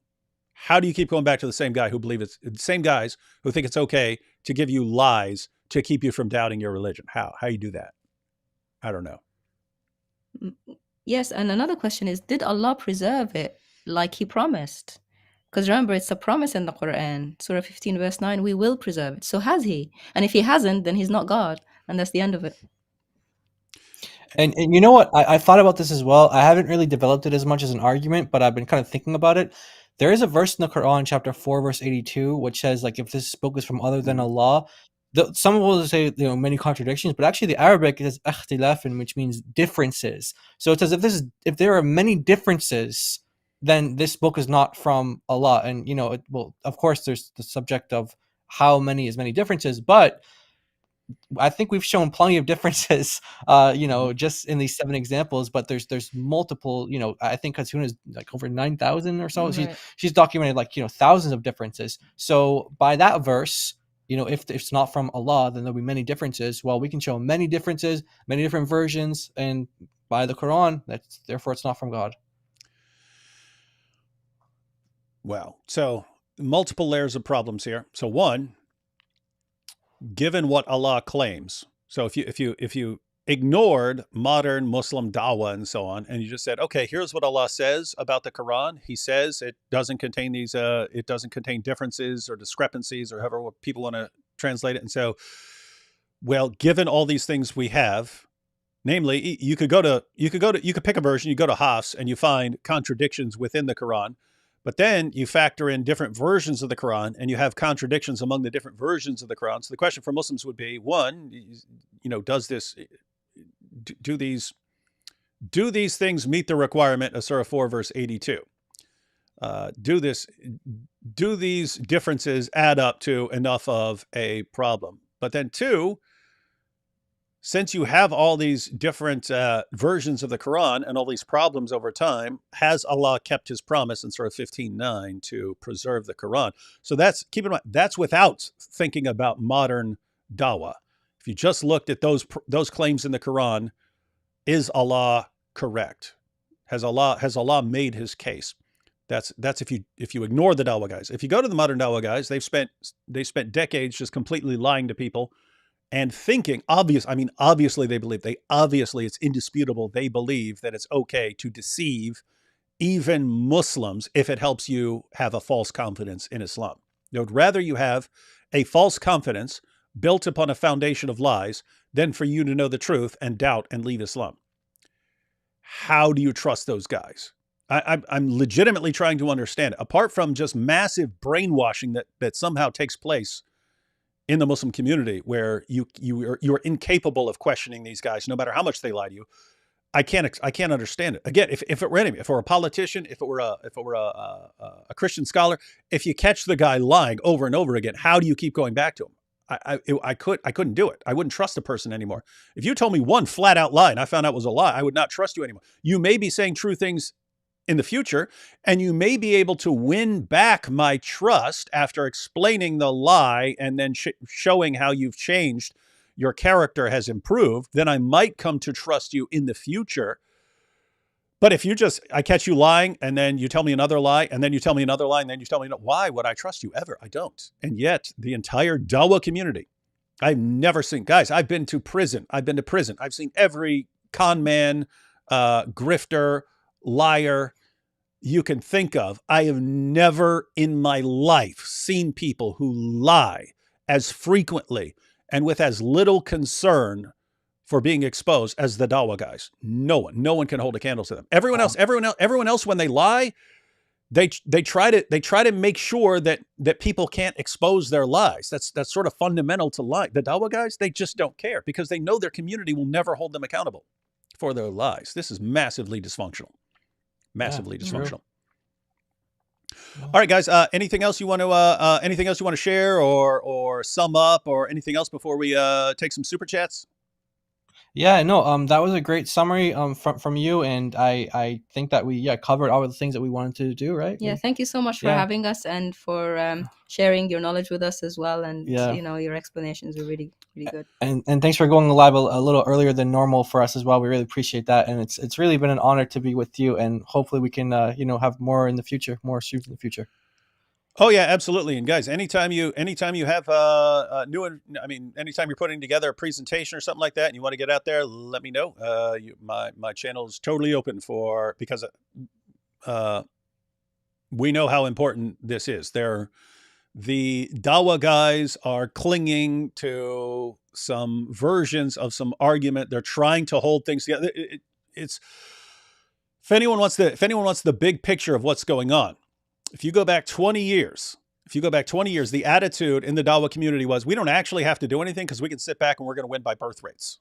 So Islam wins. We're just trying to speed it up a little with the dawah. We're trying to speed up the victory of Islam with our dawah. So we're going to keep lying to help us spread Islam even faster, but we don't actually need to. We don't need to do anything. We win by birth rates. Then you ended up with, in recent years, the avalanche of apostasy. So the apostasy rate among young Muslims goes from close to 0 to 24% in about 15 years. And Muslims start panicking. And then the attitude changes from, we don't have to do anything. We can sit back and watch and we win by birth rates. The attitude goes to, well, if we sit back and do nothing, we're in trouble because the apostasy rates are accelerating much faster. And pretty soon the birth rates are not going to. So we need to do something now. We need to do something. And so All of Dawah right now is basically trying to hold things together, trying to plug the leaks in the boat long enough for Islam to take over certain areas and they can silence people by force. So they're telling every lie and trying to hold on to any argument they can. They're trying to hold it together long enough for the birth rates to get them to a point where they can just silence people, stop people from criticizing Islam. That's what they're trying to do right now. We're trying to not let them do that. We're trying to make sure, no, you actually are not going to rescue Islam by lying. And so what do we need to do here? You got to keep exposing them. And so you got to learn this information. And guys, if a bunch of people learn this information, if a bunch of people, you could just focus on one of the examples. Like you could focus on the example of Lot's wife. Learn that, take that clip. You can download this video, take that clip, just take the screenshot or something like that, and just go share that all over the place. If hundreds or thousands of people do that, over time you destroy another myth. So what's the myth being spread right now? The Dawah community is spreading a lie that we can account for all these differences in these different qira'at and so on because they don't contradict each other. They complement each other because they all go back to Allah somehow. They all go back to Muhammad or something. No, they actually contradict each other. So you're lying. You're lying here. So you want to expose it until people have no confidence in their leaders. They have no confidence in the scholars. They have no confidence in the Dawah guys. And what do? Eventually, they say, we can't trust what we hear from these guys. These are the biggest bunch of liars the world has ever seen. We need to investigate this for ourselves. That's when they're on their way out of Islam. And that's when it all collapses. And so the point is, this is some of the most important information, and it's something where people like me, I can show you what like Sahih al-Bukhari or Sahih Muslim says and give you examples of changes in the Quran. As far as like differences in the Arabic and so on, that's why I need people like Jai and Daughter of Christ here sharing this information. So yeah, guys, again, anytime you want access to my channel, no problem to share any information you want. Thank you. Thank you so much. That's very gracious. Thank you. And guys, again, there's a link to their channel. There's a link to their channel in the description box. And I know it's late. I know it's super late for you guys. So if you want to head out now, because I'm going to take some super chats. Yeah, we'll probably have to head out now. But yeah, thanks so much for having us on again.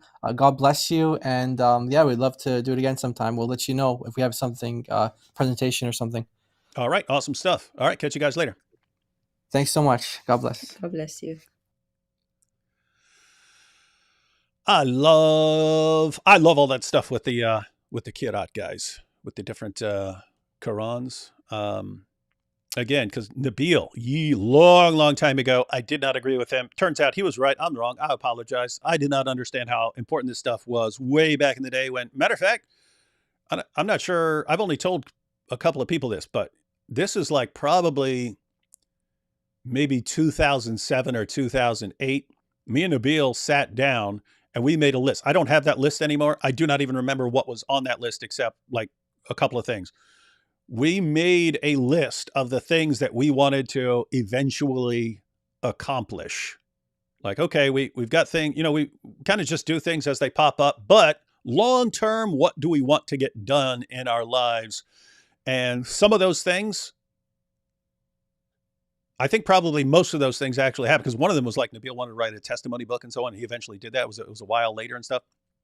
One of the things I remember off that list was we wanted to get Ibn Abi Dawud's Kitab al-Masahif translated into English, because passages have been translated, but not the entire thing. Ibn Abi Dawud's Kitab al-Masahif was this book that's about differences in the Quran.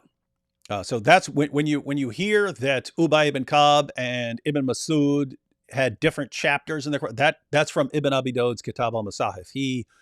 He shared that information.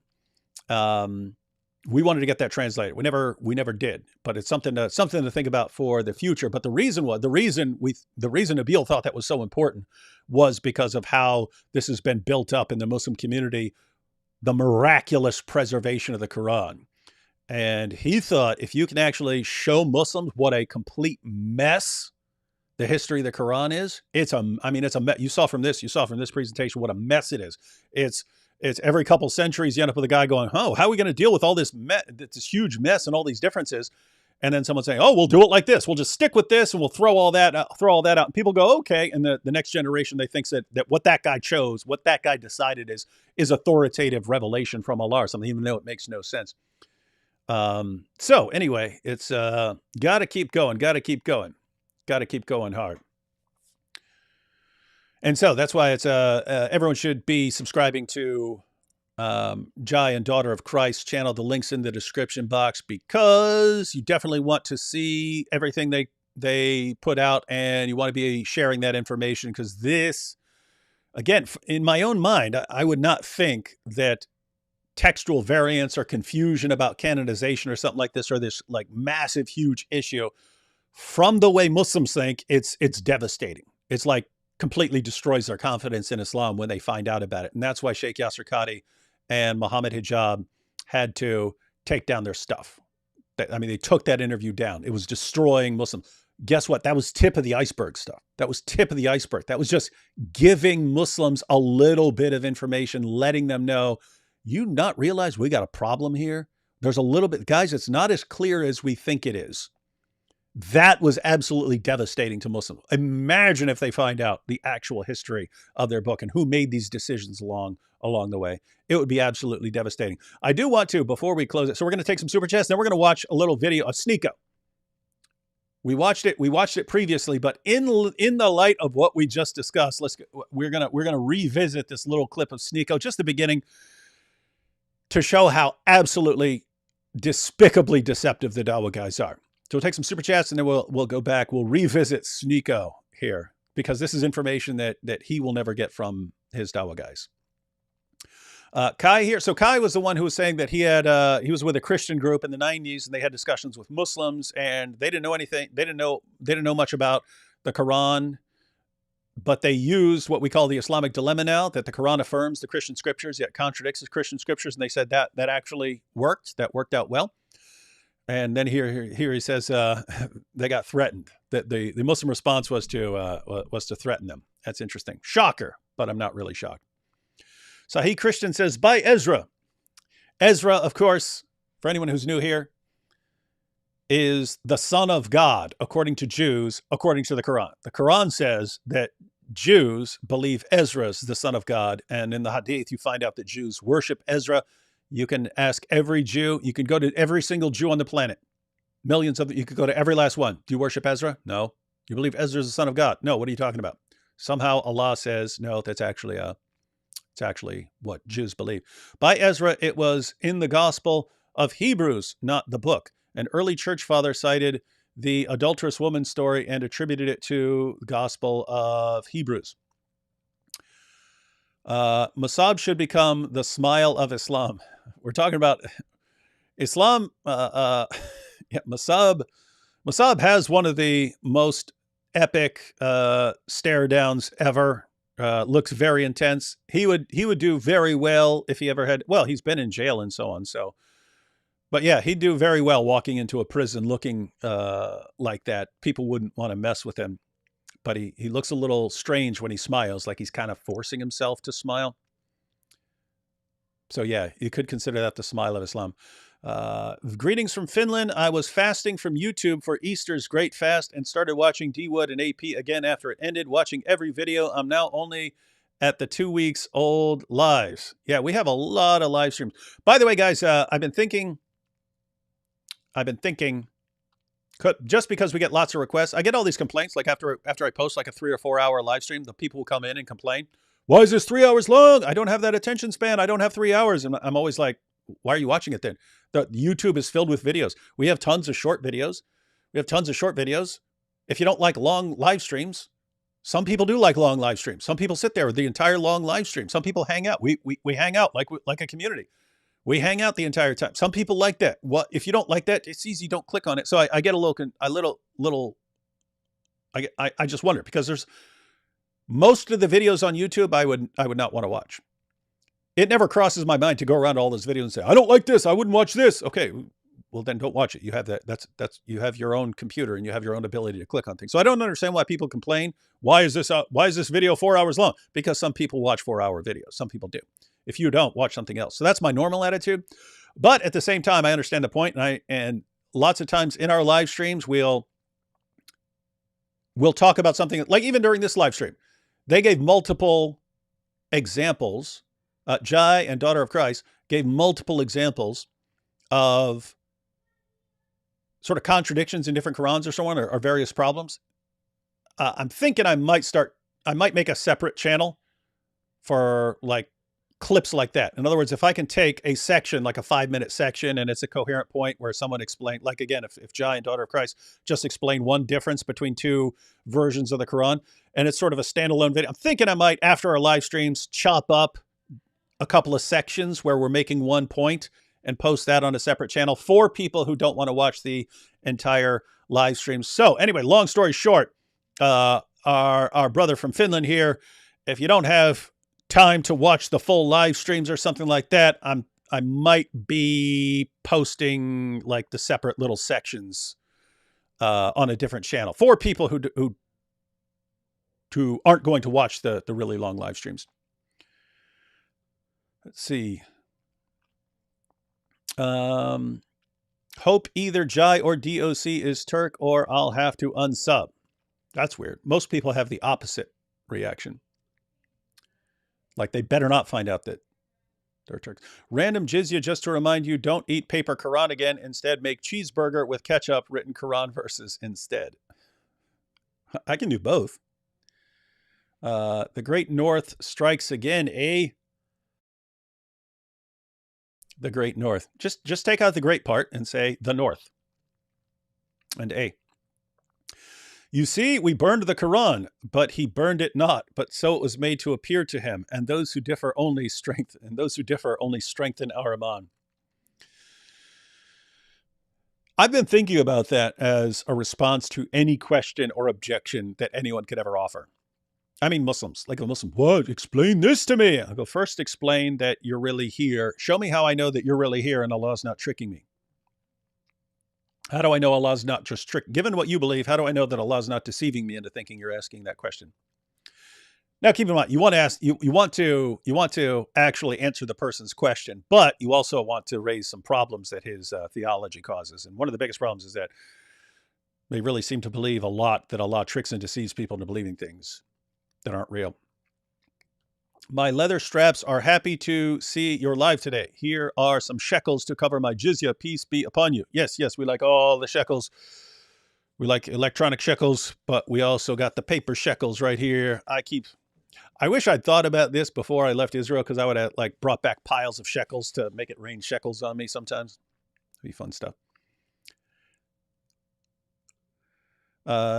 Stefan says, hijab voice, you see, the eyes are the leather strap of the anus. You don't need to read all these. Just stay as the leather strap. Yes, it is nonsensical. Anything you read as with a Muhammad hijab voice sounds more convincing to Dawah fans. So remember to talk like that. Imagine being named after a man who married a 6-year-old little girl. That is correct. And is that, by the way, is that, I would guess that's the most popular name in the world, just because Muslims in every place, they all, like, it's very common to name their kids Muhammad. But it's like, hey, let's all name our kid after a guy who married a 6-year-old girl. Uthman was a bad dude. He was the corn pop of Arabia. Yes, he was. He was a bad dude. Ibn Mujahid beat the Quran out of the dude. He literally beat the Quran out of the dude. Douglas said, do you have a Rumble? No. But that's another one I want to start. Because, guys, it's a situation where, as I was just pointing out, the Dawah guys understand that they're in a race. They understand. The rate of apostasy is accelerating rapidly. But they're looking at the birth rates and saying, hey, if we can hold things together, if we could just hold the line long enough to where we start taking over areas and then we can execute people for criticizing Islam, then we'll win that way. We don't want that. We don't want them to win that way. So we also have to understand that we're in the middle of a race right now. We're in a race. We're in a race to accelerate that apostasy rate even more and to see the collapse of Islam before it can take over and force people into saying what they want to say. So that would include using everything we have available to us And that would include not just YouTube, but, X and Rumble and all these other sites. And so that's something. No, I don't have a Rumble, but I'll probably make one. In fact, if I'm setting up another YouTube channel for like short segments, it'd be weird to call it should call the channel Inside David and AP's Shorts or something like that. I don't know what to call it. I don't know how to call it with short. I don't know how to call it shorts, like short versions. I don't know how to call it shorts without people thinking about being in our shorts. I don't know. But maybe if I'm setting up another YouTube channel, maybe I'll put that one on Rumble as well, and then I could just upload the videos there as well. Pants Schmantz says, this has been super interesting and enlightening. What a wonderful gift you provided. Really, thank you. We'll try to memorize this. Yeah, so guys, notice there was lots of information there. That's all information that you could learn. You might not know the Arabic. You might not want to take the time to learn Arabic and so on, but getting the meaning of everything that was saying and learning that, you will already be light years ahead of the vast majority of Muslims that you'll ever come into contact with. So it's good to learn. But again, as I pointed out, even for people who don't have time to learn all of this, you don't have to. Learn one thing, learn one example, learn one source, learn one verse where you have differences and so on. Learn one thing and share that. If 1,000 people who think, well, I can't learn all this, well, guess what? If 1,000 people who aren't going to learn tons of stuff learn one thing that actually refutes a lie, that's huge. That's huge stuff. Chloe says, please, if you can, to everyone watching, please help support the hero of Stoke. So that is the She Was 9 Years Old guy. See my community for this link to help him. I love you all. Chloe. So Chloe, on Chloe's channel, she has a link to a GoFundMe. Apparently, the She Was 9 Years Old guy,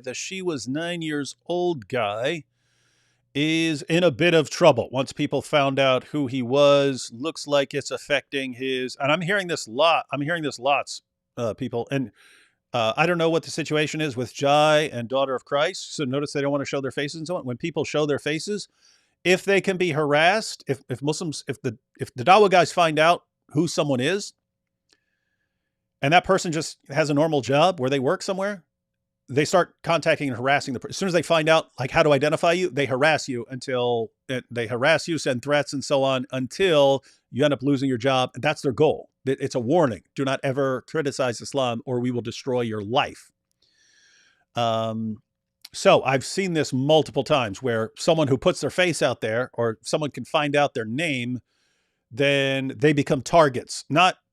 It might not be target of actual violence, like people try to kill them or something, but you harass them, you harass their families, you harass their work and so on. Then they lose their job. Looks like that's what happened. I normally try to vet GoFundMes because it is easy to fake. Put up a fake GoFundMe and so on. So I normally want a little vetting.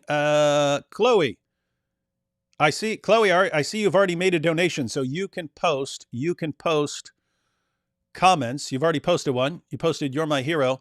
Ask him to get in touch with me and AP because we'd be happy to. We've been wanting to have him on for a while, but if this is actually, just want to verify this is actually him. But we'll have him on. He can explain the situation, explains what happened, and no doubt we can. It would not take us long to help him out with what's happened to him, because we know the people who watch. There are a lot of generous people in the world who are happy to support other people for doing the work they're doing.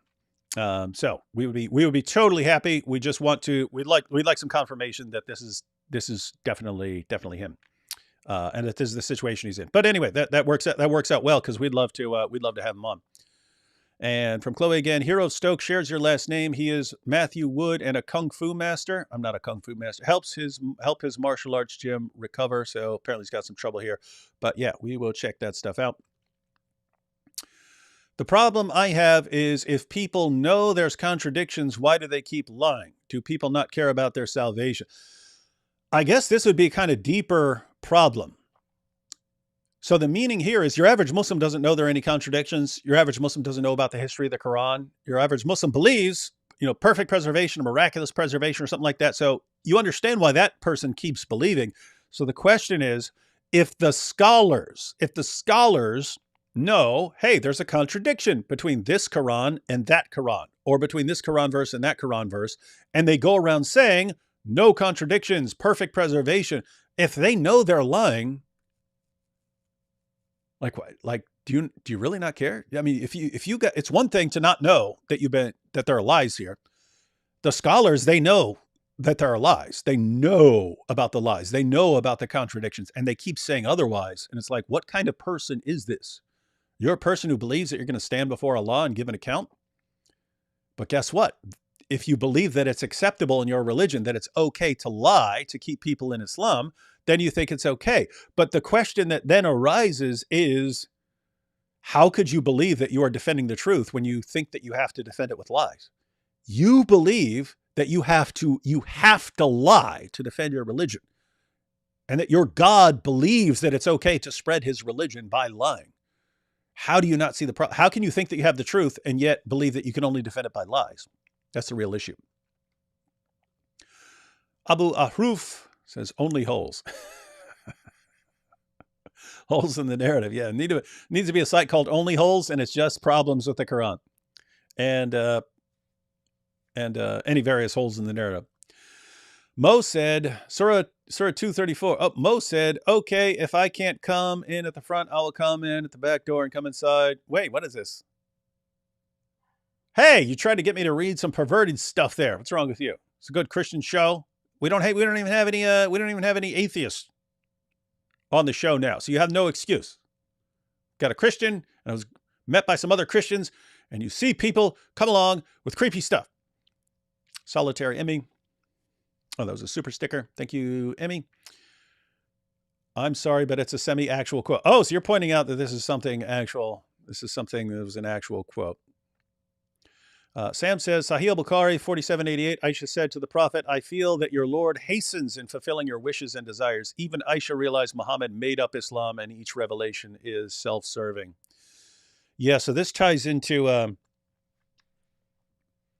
just like how do you not pick up on things over time? You get a kind of vibe, even if you don't know logic or you just pick up on things. Something's not right here. So that's what was the case when Ubay ibn Ka'b finds out that different Muslims are reciting the Quran differently during the time of Muhammad. This is during the time of Muhammad.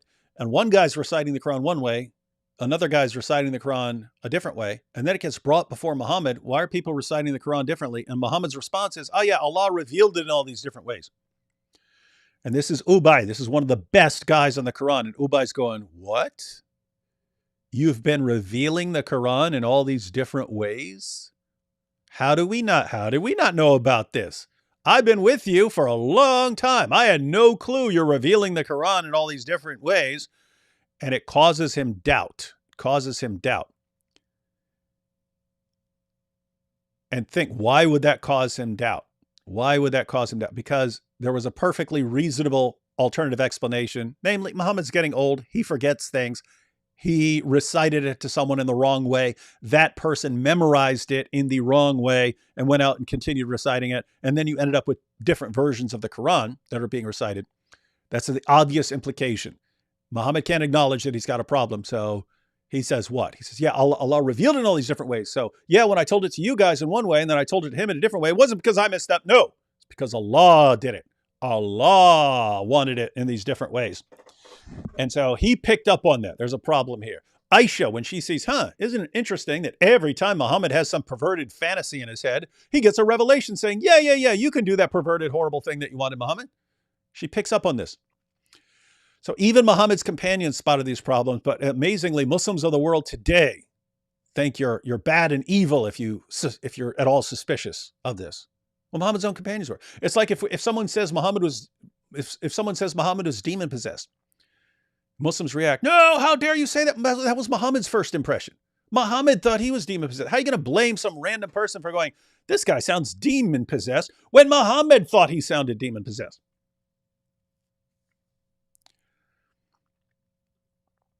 Super chat. Oh, no comment. Thank you, Mimi.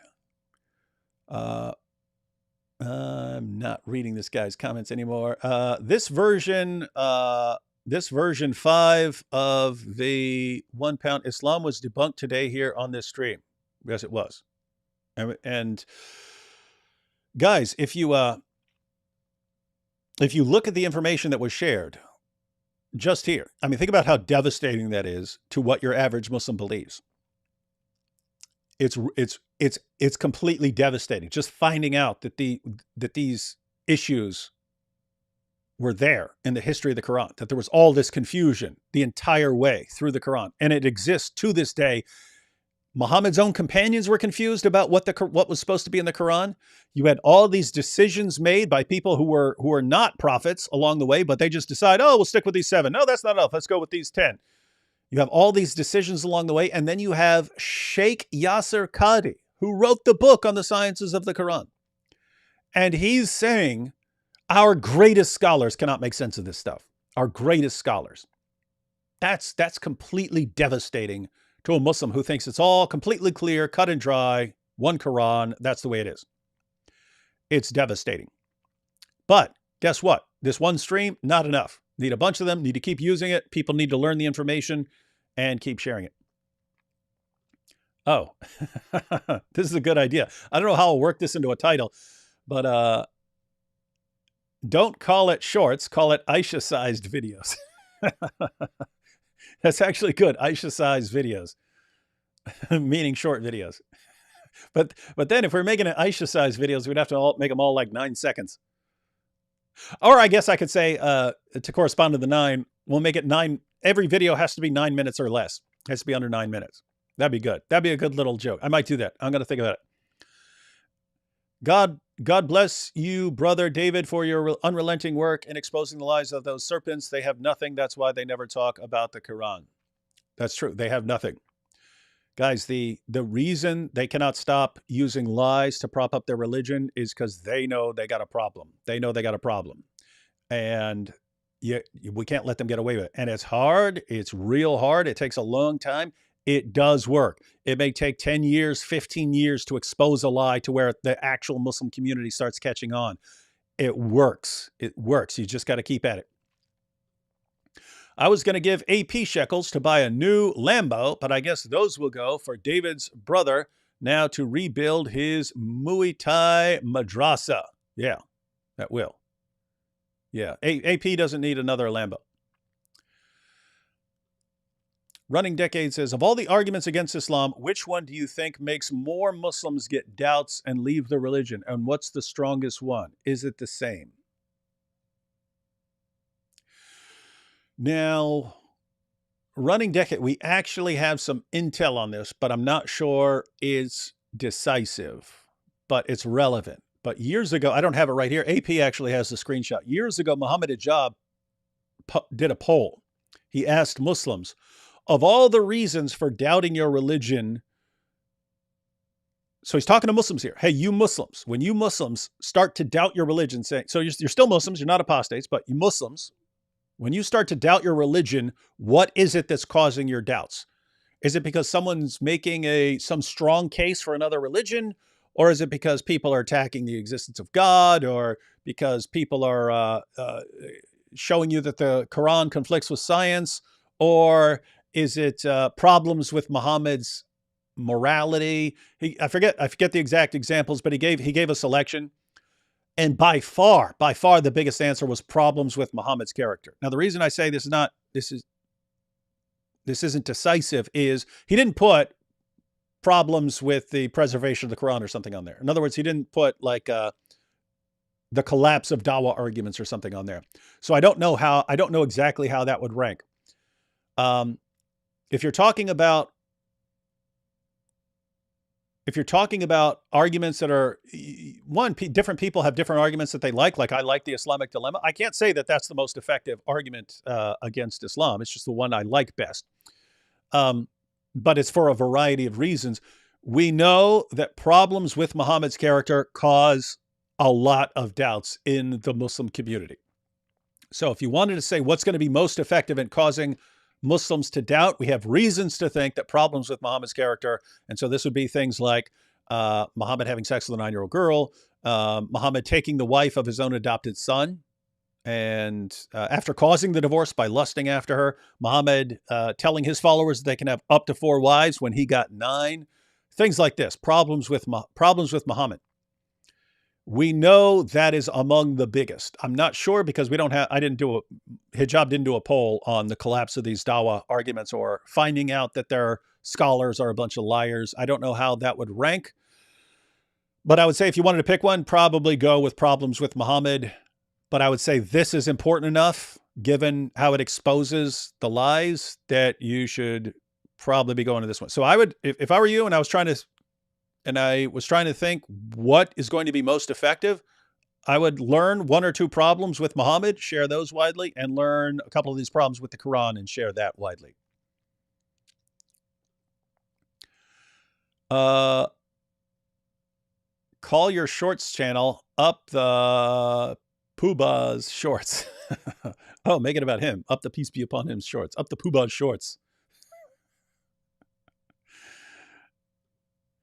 Why don't we hear more about Dan Gibson's theory about Muslims facing the wrong direction when praying? Watch The Sacred City and read his books.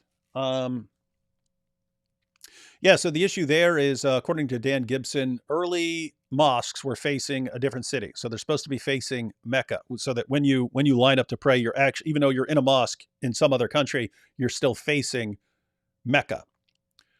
Dan Gibson has argued that the early mosques are facing a different place. They're facing Petra. So this calls into question the history of early Islam. I can't talk about, I can't say what other people think. Me personally, it's a situation where I would want to verify it. So in other words, I would want to be actually looking up latitude and longitude coordinates and stuff like this and verifying everything. And even then the implication, when I think what the takeaway is, if you believed that these mosques were facing a different city, the conclusion would not be necessarily that Islam is false. The conclusion would be that some of the early history of Islam was rewritten to make it Mecca-centric, let's say, to make Mecca the center. It wouldn't necessarily mean that Islam isn't about Muhammad, or you don't have to believe in Muhammad. It would just mean that people, some of the early guys rewrote it and changed it to Mecca. So the point is, it would cause problems for them explaining. It would cause problems for them. It would cause doubts if that much of their religion was rewritten. But it wouldn't necessarily falsify Islam. So I tend to focus on things that I think are falsifying Islam. But this can be, what Dan Gibson has argued, can be combined with more skeptical approaches of people like Jay Smith and Robert Spencer, who don't just have that issue. They think that the entire early history of Islam was all fabricated. But that's a very expanded argument. And here we have Beatrice. Why not videos in Arabic? What do you mean? Why am I not making videos in Arabic? Or why aren't they making videos in Arabic? I'm not making videos in Arabic because I don't speak Arabic. Now, if you're asking why Jai and Daughter of Christ don't make videos in Arabic, they may. I don't know. But that's not my call. All right, so we wanted to get, before we close out, wanted to get back to this video of Sneeko. Given, for those of you who saw what we just saw about the different Qurans and how they're selected and what some of these differences are, I wanted to just revisit our good friend Sneeko when he showed up to Speaker's Corner. And Sneeko shares what he's been learning from the Dawah guys. Sneeko shares what he was learning from the Dawah guys. Watch what happens when Chris starts giving him just some basic information about the Quran. I don't know. I was wondering. Hello there. Are you Sneeko? Yeah. It's good to meet you. I'm a Christian. It's funny that he asks, is that Sneeko? So he doesn't actually know him by sight. He just heard this guy's Sneeko. And he's All right, do you mind if I have a dialogue? All right, brother. Hello. We got a Christian but ethno-nationalist over there. Will you be interested? You know, guy with the ribbon. And Yeah. Not sure why someone's trying to veer Chris away from Sneeko. You definitely want to address Sneeko if he's there. Oh. He looks Jewish up there. Hey, let's talk. Sure. You Sure. That's funny. Then Sneeko tries to put him over there. Hey, that guy's Jewish over there. What he's doing. So I was wondering what your perspective was about the preservation of the Bible and the Quran. Right. The Quran has never been changed. Never been changed. So there's only one Quran. Yeah, there's only one version of the Quran. Only one version of the Quran. Yeah, and since then, like, people have been able to recite it, even if all the Qurans were burned, we'd be able to. Right. Because the oral. Do you hear every single thing he just said? It is standard Dawah script. This is why it's a problem, ladies and gentlemen. This is why it's a massive problem. Everything Sneeko just said is like the first thing that Dawah guys will feed to to either a person they're trying to get to convert or a person who has converted. Only one Quran. If you destroyed every Quran in the world, they'd be able to put it back together just from memory because so many people have it memorized. It's all complete, insane, idiotic nonsense. It's lie. But this is what they feed to them anyway. Now, let me back that up slightly just so we don't miss anything that's been said. But my goodness, watch what happens to Sneeko here. Yeah, and since then, like, people have been able to recite it, even if all the Qurans were burned, we'd be able to. Right. Because the oral tradition, you know exactly what it is, so you can recite it. I can't recite it, but people can memorize it. Yeah. Right. Yeah, brothers can. So do you accept that there's 10 qira'at of the Quran, 10 different readings? Sure. Do you accept that there are 10 different readings? Sure. Sneeko has no clue what he's talking about. He's about to say that this is the first time hearing about this, but he just says, sure. That's some sort of personality thing. I've heard that Sneeko's like this. You can just start saying things and he'll just agree. Yeah, sure. Great point. Yeah. Ooh, you've given me a lot to think about. But I mean, he just said one Quran. Then this guy says, but what about the 10 Qira'at? Oh yeah, sure. Let me back that up. This is amazing stuff. I can't recite it, but people can memorize it. Yeah. Right. Yeah, brothers can. So do you accept that there's 10 qira'at of the Quran, 10 different readings? Sure. Okay, but those 10 different readings are obviously different, right? Okay. So if Sneeko just said only one Quran. If all the Qurans in the world disappeared, we could put it together because there's only one Quran. He made the claim. He heard from the Dawah guys. Then Chris says, do you accept that there are 10 Qira'at? Sure. Do you accept that there are differences? Okay. It's amazing stuff. there's 10 qira'at. You know what this reminds me of? Sneeko was on with Destiny, and Sneeko now is a defender of child marriage because Muhammad taught it and he defends it. But then when he was live with Destiny, he had all the building blocks in his head. As Destiny's asking him questions about why pedophilia would be wrong, everything Sneeko said would make Muhammad wrong. He's saying children are not capable of consent, things like this. And it's everything you would need to condemn Muhammad, and yet he's accepting all of this. He's accepting everything that's it's like what he's doing here. Only one Quran. Okay, do you accept that there are 10 different Qira'at? Yeah. Do you accept that there are differences? Sure. I don't know what to do. Like what do you do when someone has a belief in their head and you actually show them and they agree with you? Yes. Here are all the things that show that that is false. And yet I agree with both of them. It's weird thinking. Of the Quran, 10 different readings. Sure. Okay, but those 10 different readings are obviously different, right? Okay. So if they're different, then there's not one Quran, there's 10 Qurans. Okay. So there are 10 Qurans. Okay. There's one Quran. That's right. There's one Quran. Hey, so there are 10 Qurans. Okay. This is amazing. I don't know what to do. I don't even know what to do here. Once you've thrown out basic logic and you are willing to accept the idea that, yes, I can have in my head that child marriage is perfectly acceptable and that child marriage is a horrible abomination and should be punished. Once you can accept there's only one Quran perfectly preserved and simultaneously there are 10 Qurans and they're different and you don't see a problem, I don't know what to do. It's like having an argument or discussion with someone where you're trying to prove something. Believing in logic is kind of like the price of admission. Like if you don't believe in logic, if you believe contradictions are okay, then how do you even proceed? Because you could prove that someone is completely wrong. If the person just says, okay, you're right, when you show that he's completely wrong and he still believes whatever he says that you've just proven wrong, he just believes both. Like what do you even do at that point?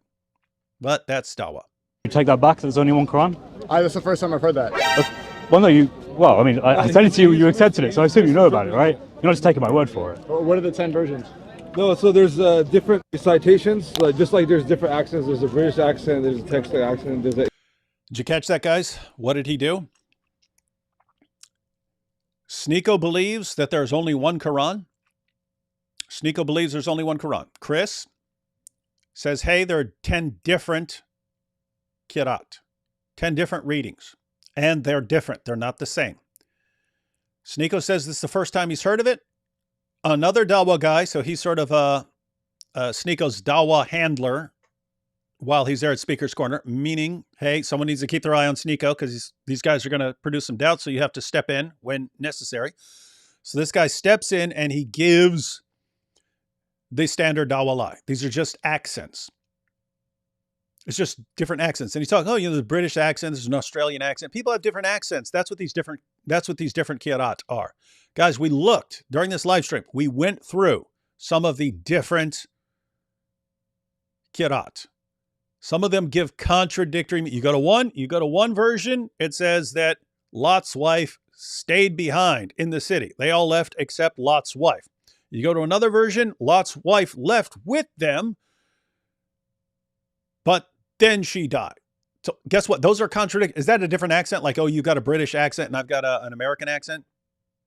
No. Is this guy lying? Yeah. Lying to who? Sneeko. Why? To keep him in a state of believing that there is only one Quran. This guy Chris presents information, factual information. No, there isn't one Quran. There are different Qurans. This guy jumps in. Oh, yeah, it's just different accents. Is it different accents? No. Now watch what this guy does.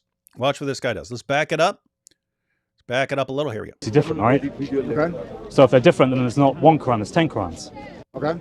So do you take that back, there's only one Quran? That's the first time I've heard that. Well, no, I said it to you, you accepted it, so I assume you know about it, right? You're not just taking my word for it. What are the 10 versions? No, so there's different citations, just like there's different accents. There's a British accent, there's a Texas accent, there's an English accent. They're not accents. So they're different accents. Chris says they're not accents. Watch what happens. Watch what happens. Don't want anyone to miss this. Backing it up. I could watch this 100 times. Versions? No, so there's different citations, just like there's different accents. There's a British accent, there's a Texas accent, there's an English accent. They're not accents. Different accent. Who are you going to believe, a Muslim or a Christian? So really? Did you guys catch that? Because again, guys, given everything we've seen, I do not know how you would ever believe a word that comes out of that guy's mouth again.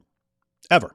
Until he repented, apologized, came back and said, this is why I was lying. This is why I repent. I thought it was acceptable to just make things up and lie constantly, but I've changed now. And here's the proof that I've changed my ways. I would never believe anything that guy says again. Sneeko, I could, because he just seems like pretty dopey and he's trying to learn on his way and he has a problem with basic logic and so on, but doesn't mean he's deliberately being deceptive. He's finding out this information. The guy who's with him, total liar. And look at what he just did. Sneeko has a belief, which he's been getting. Sneeko didn't get this by doing a bunch of studying. He didn't read a bunch of books. He didn't read the history of the Quran. He listened to the Dawah guys. He listened to Sheikh Uthman. He listened to this guy who's with him. He listened to them. They're one Quran, perfectly preserved. Chris walks up to him, gives him some basic information, the sort of thing that he would discover if he studied 5 minutes on his own instead of just listening to the Dawah liars. Just that little bit of information. What is this? What is this about 10 Qurans? Guy steps in. Oh, it's just different accents. Chris points out it's not different accents. You've got contradictory meanings. You have different meanings. You have different words, different letters. This isn't a British accent versus an American accent. It's different meanings of different verses, different words, different letters. And what's the guy say? Who are you going to believe, a Christian or a Muslim? What's the takeaway? Sneeko is being trained not to listen to the people who are telling him the truth. He's being conditioned to only listen to liars. Shame on you if you don't listen to a liar. You can only listen to liars. Do not, under any circumstances, listen to the people who are telling you the truth. And that's part of Dawah. You get someone, deceive them, and then rapidly condition them to not listen to anyone who tells them the truth. This is Dawah. This is Dawah in a nutshell. Let's back this up. And we're not going to go through this entire clip. I just wanted to share that so that in light of the rest of this live stream where we've gone through the differences and all the problems in the history of the Quran, that this is what they end up with. Well, no, I sent it to you, you accepted it, so I assume you know about it, right? You're not just taking my word for it. What are the 10 versions? No, so there's different citations, just like there's different accents. There's a British accent, there's a Texas accent, there's an English accent. They're not accents. Different accent. Who are you gonna believe, a Muslim or a Christian? So really? Is that what it boils down to? Just believe. The difference between the Qur'an? Yeah, of course. So there's a famous one. Muhammad Hijab will tell you this. I had a chat with him about it. So you have in Surah Al-Fatiha, you have ayah 4. I think it's ayah 4. Ayah 4 yeah. So Maliki al-Madin or Maliki al-Madin, owner or king in Arabic. They're two different words. So if you want to read up about this, you can get a book called the 10 Qira'at of the Noble Quran by Dr. Fadal. That's a Muslim publication, by the way. It's a Muslim publication. They put it all together. Once the cat's out of the bag and people start finding out, no, we got all these different Qurans. Like, okay, well, let's put them all together so people can actually read them. A man who worked for the Bridges Foundation in Cairo, which is a Dawah institute, and he's wrote a book about it where he translates the Quran into English, but not just in one reading. He does it for all 10. So you can read the differences in the Quran for all different 10 valid readings according to Islamic scholars. Great. Cool. So do you accept then that the Quran is not perfectly preserved? No, I'll read that book and I'll see if that's... Does anyone think that Sneako's actually going to read that book? Does anyone think that his Dawah handlers are going to even allow him to read a book that exposes them as liars? Of course not. That's why Sneako's kind of a dream convert. Get him. He's popular. He's got a big following. We get access to all his fans so that we can lie to them. And this guy will just mindlessly agree with anything we point out to him. Now, the problem is when someone walks up to him and says there are 10 Qurans, he'll just agree with that. He'll agree with that too. And so we have to keep him insulated. And that's why he was told not to go to Speaker's Corner. He was told by the other Dawah guys. He didn't listen. He went there. So they're gonna keep a tighter lid on Sneako in the future. Make sure he doesn't go out there and get accurate information. But guys, just think about that. There's Sneako, new revert. How did they win that revert? Lying to him. Lie. All they did was lie to him. Fill his head with lies. Then Sneako's going out to Speaker's Corner. Well, you need a handler with him. Need some handlers with him because he's going to be exposed to people who are telling him the truth. Can't have that. So what are you going to do? So he hears something that contradicts what his Dawah guys have been telling him. Dawah guys were telling him one Quran. Chris from Speaker's Corner walks up. Actually, not one Quran. There's way more than that, but we're talking about like the official ones. There's 10. And tells him, hey, did you know there are 10 Qurans and they have differences? What does the Dawah guy say? What does the Dawah handler say? Oh, no, it's just like different accents. Meaning, hey, Sneako, don't think that this new information contradicts what we've told you. It's just different accents. That's not a problem. You wouldn't think if I said, hey, let's go to the store, and someone else said it with a British accent, let's go to the store. You wouldn't say that's a difference, right? It's just different accents. So he tries to convince Sneako that's all the differences are. And Chris there gives an actual example. Even in Surah 1, which Muslims recite over and over again during their daily prayers, there's a textual variant even there. Some say king, some say owner. That by itself, that's what I mean by even learning one example can be devastating. Because that one example, king or owner, that is not a different accent. That's not a British versus American accent. It's a different word. So it exposes the lie. And then what's the guy say? No, who are you going to believe? You're going to believe them? But here's the guy. He's the one who's lying. And he understands his job is to condition Sneako, to make him not listen to someone who's telling the truth. That's what Dawah is. It's deceiving people and then conditioning them so that they never accept anyone else who's telling them the truth. It's sick. And it's evil. And I would say it's demonic. And we've got our work cut out for us because this is what we're up against. All right, just wanted to share that. Just wanted to share that information with everyone else. Take a couple super chats, then we'll be out. Marie Mack says, check out the Squishies YouTube channel. Uthman ibn Farouk admits Muhammad never existed. He is asked for archaeological evidence and runs away. That's interesting. And guys, keep in mind, I believe that Muhammad existed. I believe in the general time frame, but I see some problems in the historical narrative. One of the big ones is Mecca doesn't seem to be an important city. You don't find it on ancient maps, and yet it's supposedly this big trade hub in the early Muslim sources. Two, even if you look at the trade route, so supposedly people cut across and go to Mecca, and then they cut up, and it's like there was a direct trade route. Why would anyone cut over to Mecca and then go up? It doesn't make any sense that this is even on a trade route. So you have issues like that just don't make a lot of sense.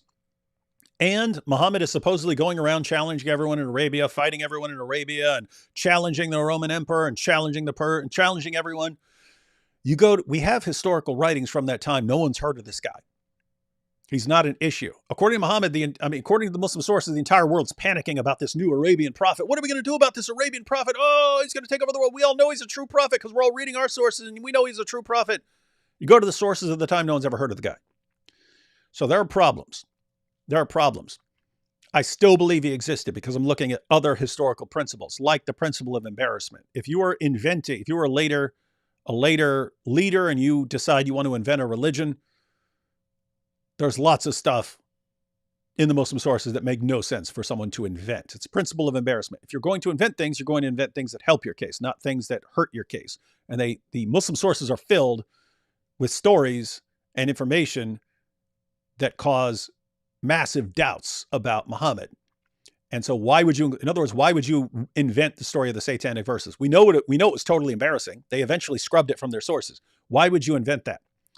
So I believe that he was a historical figure because of things like that. But Muslims aren't going to use the principle of embarrassment. Muslims aren't going to say, of course we know Muhammad existed because he did all this sick stuff. He must have existed to do all this sick stuff. If we were inventing him, we would have made up all this sick, evil stuff that he did. They can't use the principle of embarrassment. So how do you, as a Muslim, actually defend Muhammad's existence? You run. That's what you do. Like, I don't believe that Sheikh Uthman would have an actual, formal debate with someone, period. But I don't think he would ever have a debate with, like, Jay Smith or Robert Spencer. I actually tried to defend Muhammad's existence.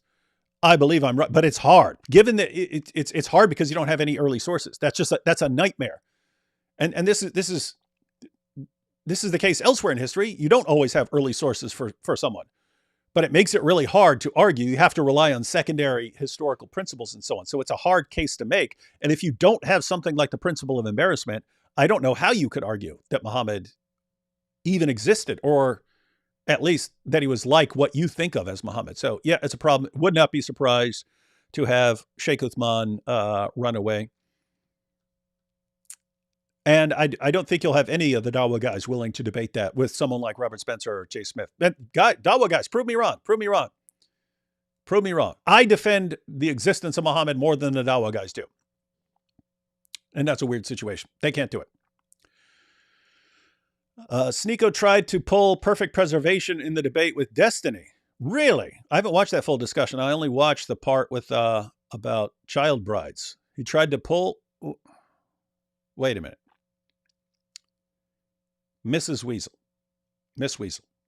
Sneeko tried to pull the perfect preservation in his debate with Destiny. So let me get this straight. I want to find this. Someone send me the link if you can, or the timestamp. Someone send me the timestamp from the video with Destiny if you can. Because if Sneeko did that after going to Speaker's Corner, that's a character issue, right? That's not a knowledge issue. If he went to Speaker's Corner, talked to Chris said, I'll give you an example of a difference between two Qurans, and there are lots of them. And there are different Qurans. Therefore, people who are telling you one Quran have been lying to you. If Sneeko heard that, and then later goes with Destiny and says, yep, perfect preservation right down to the letter, that's a problem. That would give me a more negative view of Sneeko. Keep in mind, so I've never viewed Sneeko as like evil. He seems like a young guy who got really popular and did what lots of young guys would do if they got extreme popularity. Used it, lots of money, go around messing around with lots of girls. I get all that. It means you got too famous to handle for young. It's bad. It's bad if you're a young guy and you get too famous. You get messed up. But that doesn't mean that you're like an evil deceiver or something like that. And with his comments about Christianity and Islam, it's okay. He's really gullible. He's really gullible. Anytime some Dawah guy comes along and tells him something, he just mindlessly agrees with it, even if it's obviously stupid and wrong. He says things when he has no clue what he's talking about. So, oh, the book of the Council of Nicaea was taken out of the Bible. And he has no clue what he's talking about. And he babbles about things that he has no clue what he's talking about. So you've got these kinds of problems. But if he's the person who can find out that he was lied to, and then he will still go and spread it, that changes things. So yeah, I'd want to see that. Might want to actually cover that in a live stream or make a video out of it or something. I've got Ian here. No comment, but thank you, Ian. Reading books. What are you, a weakling? A female? Yeah, that would be the Andrew Tate said that reading books is for losers. Apostate Joe Smith said, peace be upon me, and add this to your translation fund. If that doesn't work out, just hit me up. I have a rock and a hat, and I'm not afraid to use them. What translation fund are you talking about? Kitab al-Masahif, Ibn Abi Daud. Yeah, I need to basically find, and I have had some people along the way who said they could do it. I've never really pursued it very much. It is something I want to do before I'm dead. I want to get, just because this was something that me and Nabil agreed a long time ago. You're talking like 2007, 2008, somewhere in there. We said one of our life's goals is to get Kitab al-Masahif translated. I would like someone else to actually do that, like some publication company to actually go out and do that. If it does not happen, it's something I have to do. Just, it's a matter of personal honor thing. We agreed we were going to do it, and it hasn't happened yet. But yeah, I need a team. You'd want actual professional translators, so you don't want just some random guys, because the meaning of Arabic words and phrases can change or be modified over time. So you don't want just someone who knows Arabic doing the translation. They can get things wrong. So you need someone who actually knows like the Arabic of that time and so on, and probably a team so they can check it. You need the whole translation done. But I have had people saying they could put it together. But yeah, I'd have to do it. I'll probably at some point get a team. I don't know if that's going to be 3 people, 5 people, or 7 people or whatever who are going to work on the translation. But I'll find out what it's going to cost. Like how much it's going to cost for you to translate this entire thing and then get this in print, and then probably do a fundraiser and get the whole thing covered, and then we all have it. It'd be cool too, because then we can just release it on the internet and also have it in hard copy for people who want a hard copy. And let's see, Z-Beam, thanks for the last super chat here. Rap artist from Australia would love to create a rap song with you. Put some bite-sized apologetics to get the truth out there. Sample song on my channel. That is Z-Beam. I'm going to take a screenshot there. Not everyone who says they're a rapper is a good rapper, but yeah, wouldn't mind being in some songs. Wouldn't mind some cool apologetic songs, especially involving Prophet Muhammad, doing some fresh rhymes. So yeah, we can work on something. All right, guys. So yeah, wanted to get this out with, there's, mentioned this a bit earlier, but there are people like me, and I can quote the Muslim sources on the history of the Quran. As far as different qira'at, I can look at look at the translations and so on, but to have people break down the Arabic, that's where you need people like Jai and Daughter of Christ and so on.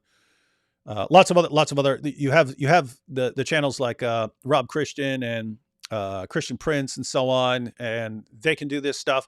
But needs to be a lot of this. Needs to be a lot of exposing the differences in the Quran, because we want every lie of every Dawah guy to break down. We want them all exposed, and we got to be relentless. All right. What is this? Oh, I'm sorry. I was looking at some of the other comments. I thought they were directed towards me. It wasn't. All right, ladies and gentlemen. I think I'll be back with Robert tomorrow for This Week in Jihad. I think AP wants to go live on Thursday. We'll see what happens. I actually have some clips that I got ready for Sunday. Had some clips that I got ready for Sunday of some current events that I wanted to go through, and we ended up covering Bishop Marmari Emmanuel, because he came back that day and had no idea, so we went through his sermon and so on. I'm going to see if AP can fit it into a schedule to go through some of those clips, because some of those were kind of time sensitive. In other words, it's like circulating news that I would like to discuss. So we'll see when we can fit that in. All right, everyone. Again, go back through that presentation. Either, if you have the time, learn that stuff in general, even look up some of the sources and so on, become masters of that material. If you don't have time to learn all that material, learn something. Focus on learning one thing. What the information in one screenshot, the information about one verse, and share that. A bunch of people learning one thing and sharing it makes a world of difference. So whatever time you have available to you, whatever your level of knowledge, you can help expose the Dawah. All right. Should I play the song? I'm going to play the song. Ain't gonna follow no child molester, sex offender, private pretender. Ain't gonna follow no child molester. Islam's not for me. Islam's not for me. Islam's not for me. Catch y'all next time.